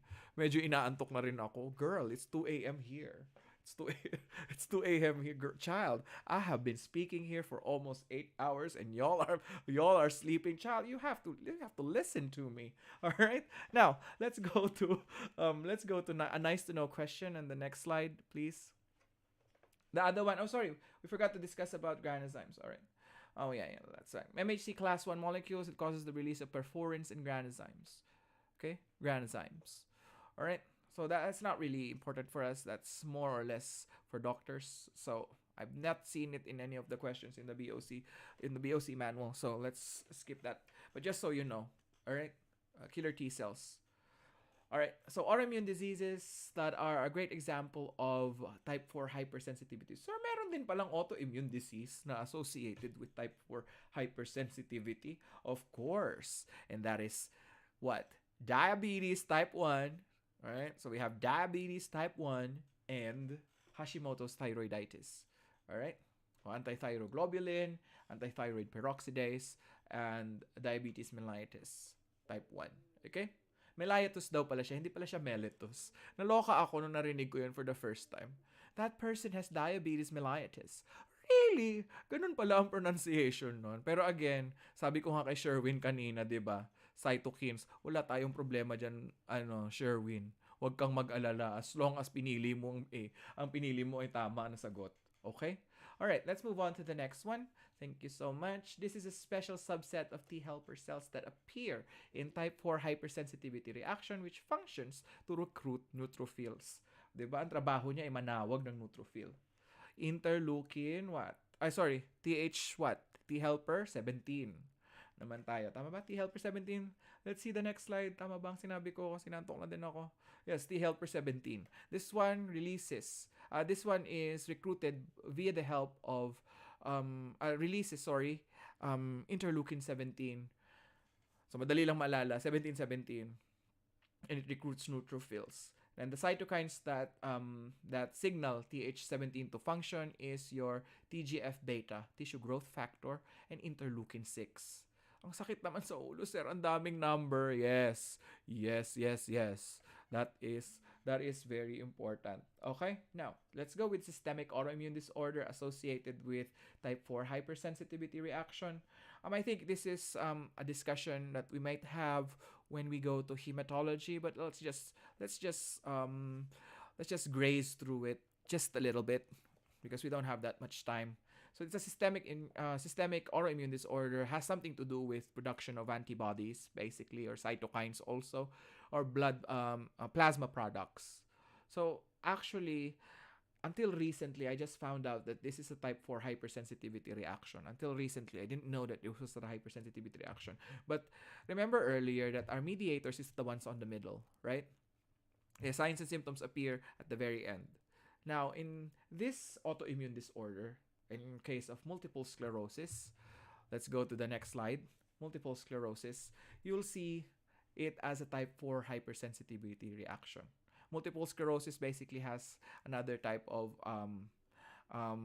autoimmune. It's an autoimmune disorder, hyperproduction of another antibody.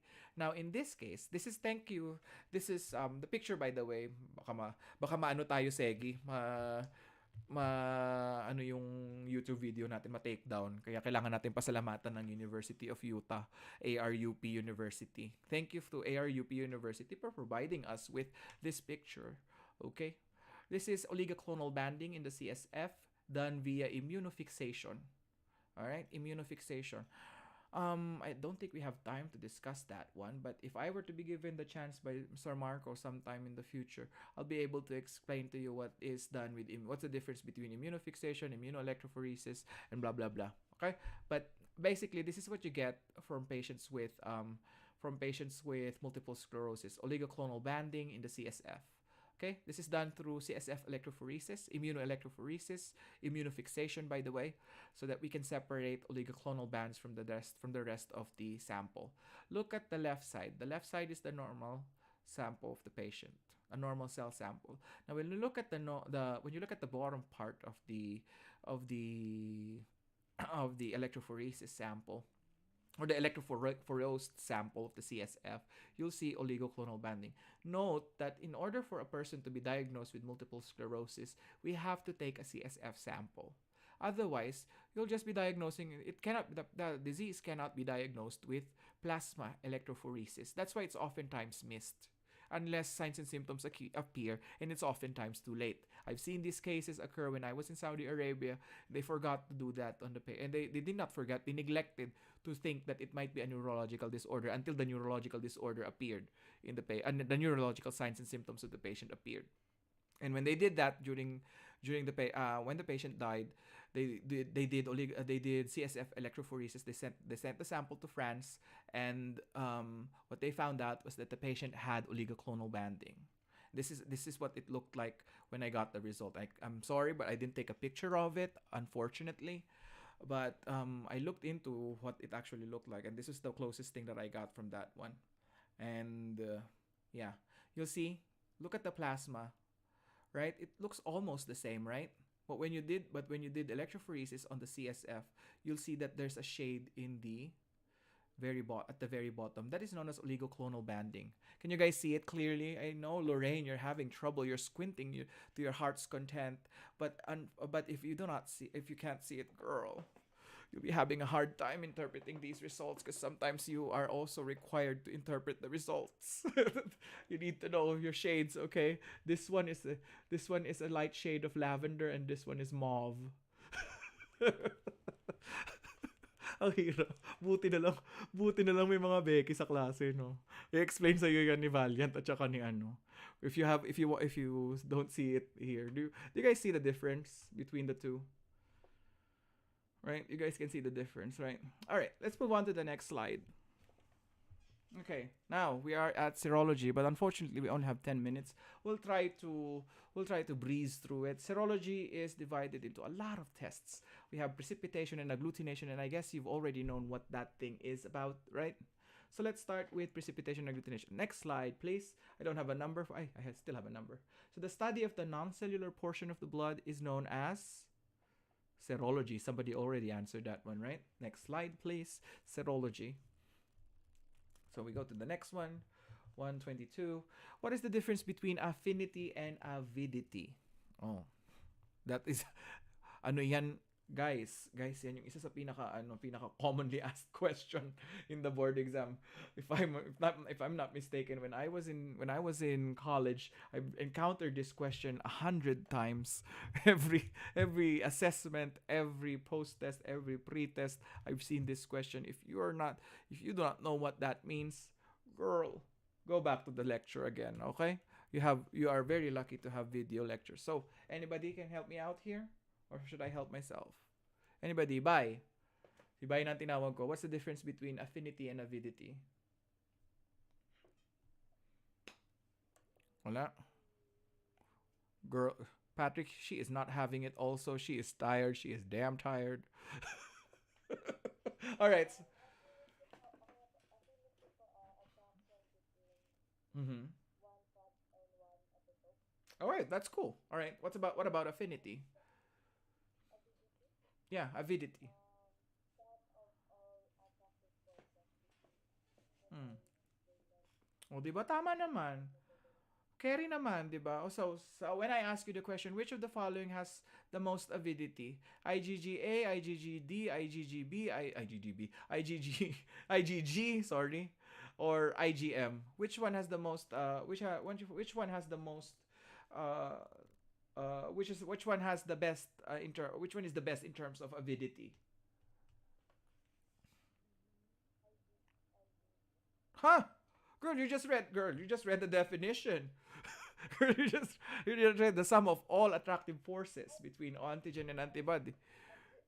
Oh, 'di ba? Pag inad-add natin siya yung avidity. All right?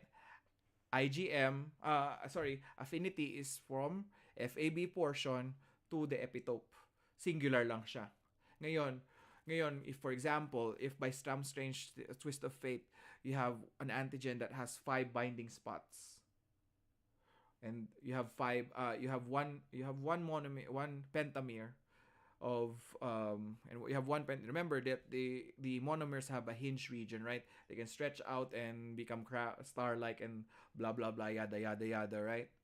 So that means that means that the antibody in question has a higher avidity. All right, the sum of all attractive forces. Lakas maka, all attractive forces. Now, this is an immune. Let's go to the next one. Next one. Thank you. All right, this is an immune reaction that involves a solution and a soluble solution and a soluble antigen to form an insoluble complex. Ang artiser to form an a soluble antigen plus a soluble antibody to form an insoluble complex. Pinag-usapan na natin yan kanina. What is this? Hana. Precipitate. Very good. But parang hindi sure, Ana. Hana ha, parang hindi tayo sure. May question mark sa dulo. Char lang. Char lang. Alright. Is she correct? Can we see if she's correct? She is correct. She is obviously correct. Alright, next. Alright, what are the classifications of precipitation reactions used in the clinical laboratory? There are three, obviously. Let's go to the next slide. We'll go with the liquid-liquid precipitation, immunodiffusion, and immunoelectrophoresis. Okay? Liquid or fluid precipitation or liquid fluid precipitation, immunodiffusion, and immunoelectrophoresis. Take note that there is immuno. It's different from electrophoresis that you've encountered in clinical chemistry, right? You have patterns like monoclonal gammopathy, right? We'll talk about that later, but we'll talk about that if we do have the time. But yeah, clinical chemistry wise, it's different from clinical chemistry wise. The electrophoresis that we're doing in that particular section of the laboratory is different from what we do here, okay, in serology. All right, now let's move on to the next one. What are the types of fluid precipitation techniques? There are four types of fluid precipitation techniques. Fluid precipitation techniques. You have two, not four. My mind is foggy. Sorry, medyo inaantok na sir. What are the four types of fluid precipitation techniques? You have turbidimetry and nephelometry. Okay? Am I correct? Oh yeah, I'm still correct. Oh my god. I almost died. Okay? Measures the light blocked by a precipitation. That is turbidimetry. Okay? Nephelometry, as I mentioned earlier, angled. The light scattered at an angle by a precipitated solution. Remember the steric differences between a precipitated reaction versus a reaction that is done in clinical chemistry. It's very rare that we rely on precipitation reaction to be measured in a clinical chemistry setting, but in serology, we rely mostly on these two tests, especially the liquid-based tests that we have. All right, let's move on to the next one. There are types of immunodiffusion techniques. All right, what are the types of immunodiffusion techniques? There's two of them: single diffusion or radial immunodiffusion, and the other one is double diffusion technique. Okay, let's go to the next one. Pinapasadahan 5 minutes na lang. Grabe to si Sermon. Grabe. Madaming tinatapos. What is another term used for double diffusion immunodiffusion? That is known as what? That is known as Uchterloni. German kasi siya, Uchterloni. Sabi ng teacher ko dati, Ouchterloni. It's actually German. I have a friend here who's an MLS student. His professor in the university is a German person. It's actually Uchterloni. I didn't even know that. Actually, just a few months ago, I just found out that it's actually Uchterloni diffusion, double diffusion technique. Okay. So, when we do Uchterloni or Ouchterloni, and feeling ko dyan kayo sanay sa Ouchterloni. Okay? Next slide, please. The most common single immunodiffusion method in the laboratory, the two most common immunodiffusion methods includes the Mancini method and the Fahy-McKelvey method. The Mancini method is made by somebody from Italy. He started the endpoint method. The kinetic method is basically or the timed method. Essentially both of them are timed, but there's an endpoint with the Mancini method. In the kinetic method, it just goes with 30 minutes, 11 minutes, 30 minutes, 1 hour, 1 hour, and then 2 hours. For the endpoint method, all right, let's just go and end this at 30 minutes and let's see how large is the precipitin ring is. So that's basically Mancini method. I want to know, drop it there. Wait for it after 30 minutes, come back, measure it. For kinetic method, it's 1 hour, 2 hours, 3 hours. Yun yung difference ni Mancini method and Fahy-McKelvey method. Alright? Now, we move on to the next one. Sir, the endpoint in endpoint radial immunodiffusion, if we're measuring IgM and IgG, they differ in measurements. Okay, so in endpoint, we measure the antibodies. We measure the radius within 50 to 72 hours. It takes a longer time, as opposed to IgG, which is 24 hours. Okay, right? So those are the two differences between the type of antibodies that you measure with the Mancini method. All right. Now, next please. Thank you. Um, how much time is needed to incubate a sample using the kinetic immunodiffusion method? 18 hours. After that, there's another one. After that, there's another one. 18 hours is the initial one for most tests. Okay, for the standard test. If you look at Turgeon, that she asked that question in one of the exercise questions. So that's why I added it here. Next slide, please. How is concentration of antigens computed in both methods of single immunodiffusion? It's very hard actually. So I will have to go back. I would have you guys to forward rather. Let's go to the next slide. So an endpoint or the Mancini method, we used antigen concentration is equal to the diameter squared of the precipitin rings. Okay?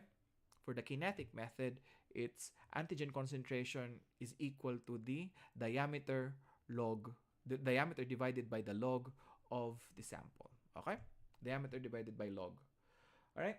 Or the logarithm.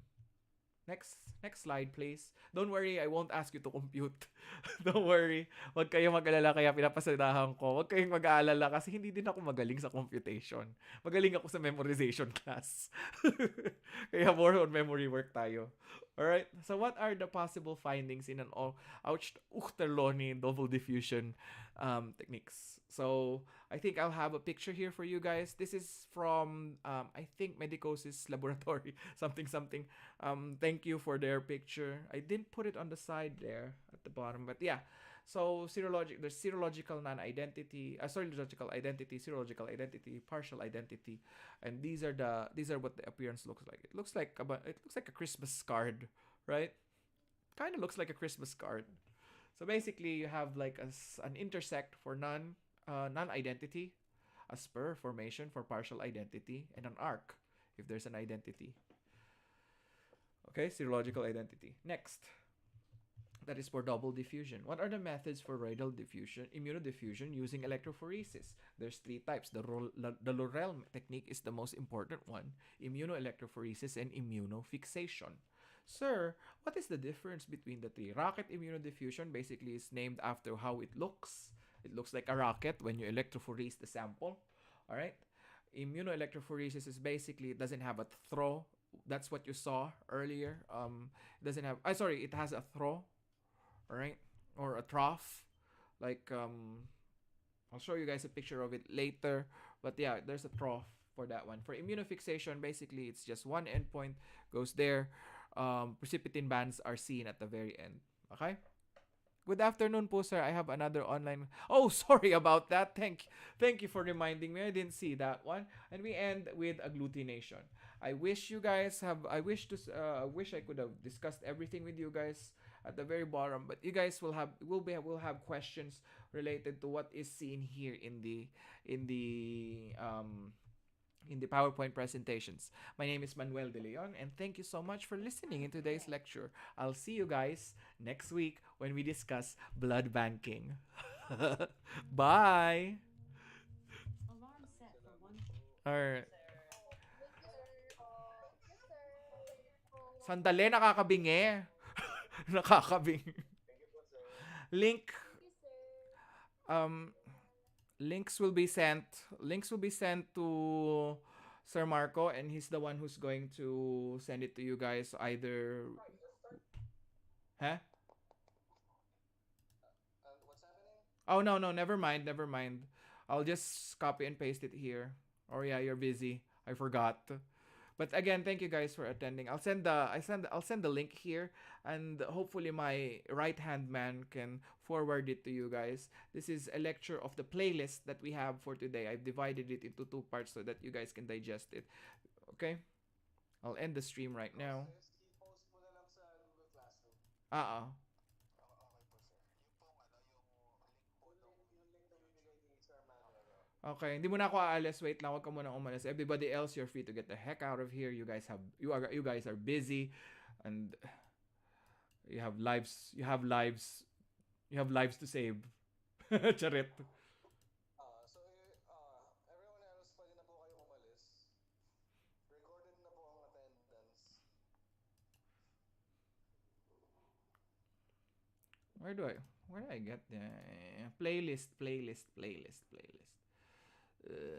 playlist? Where do I find the playlist? Renelyn, may iwan ka. Si Renelyn. Oo, Renelyn, pasayahin mo kami, Renelyn.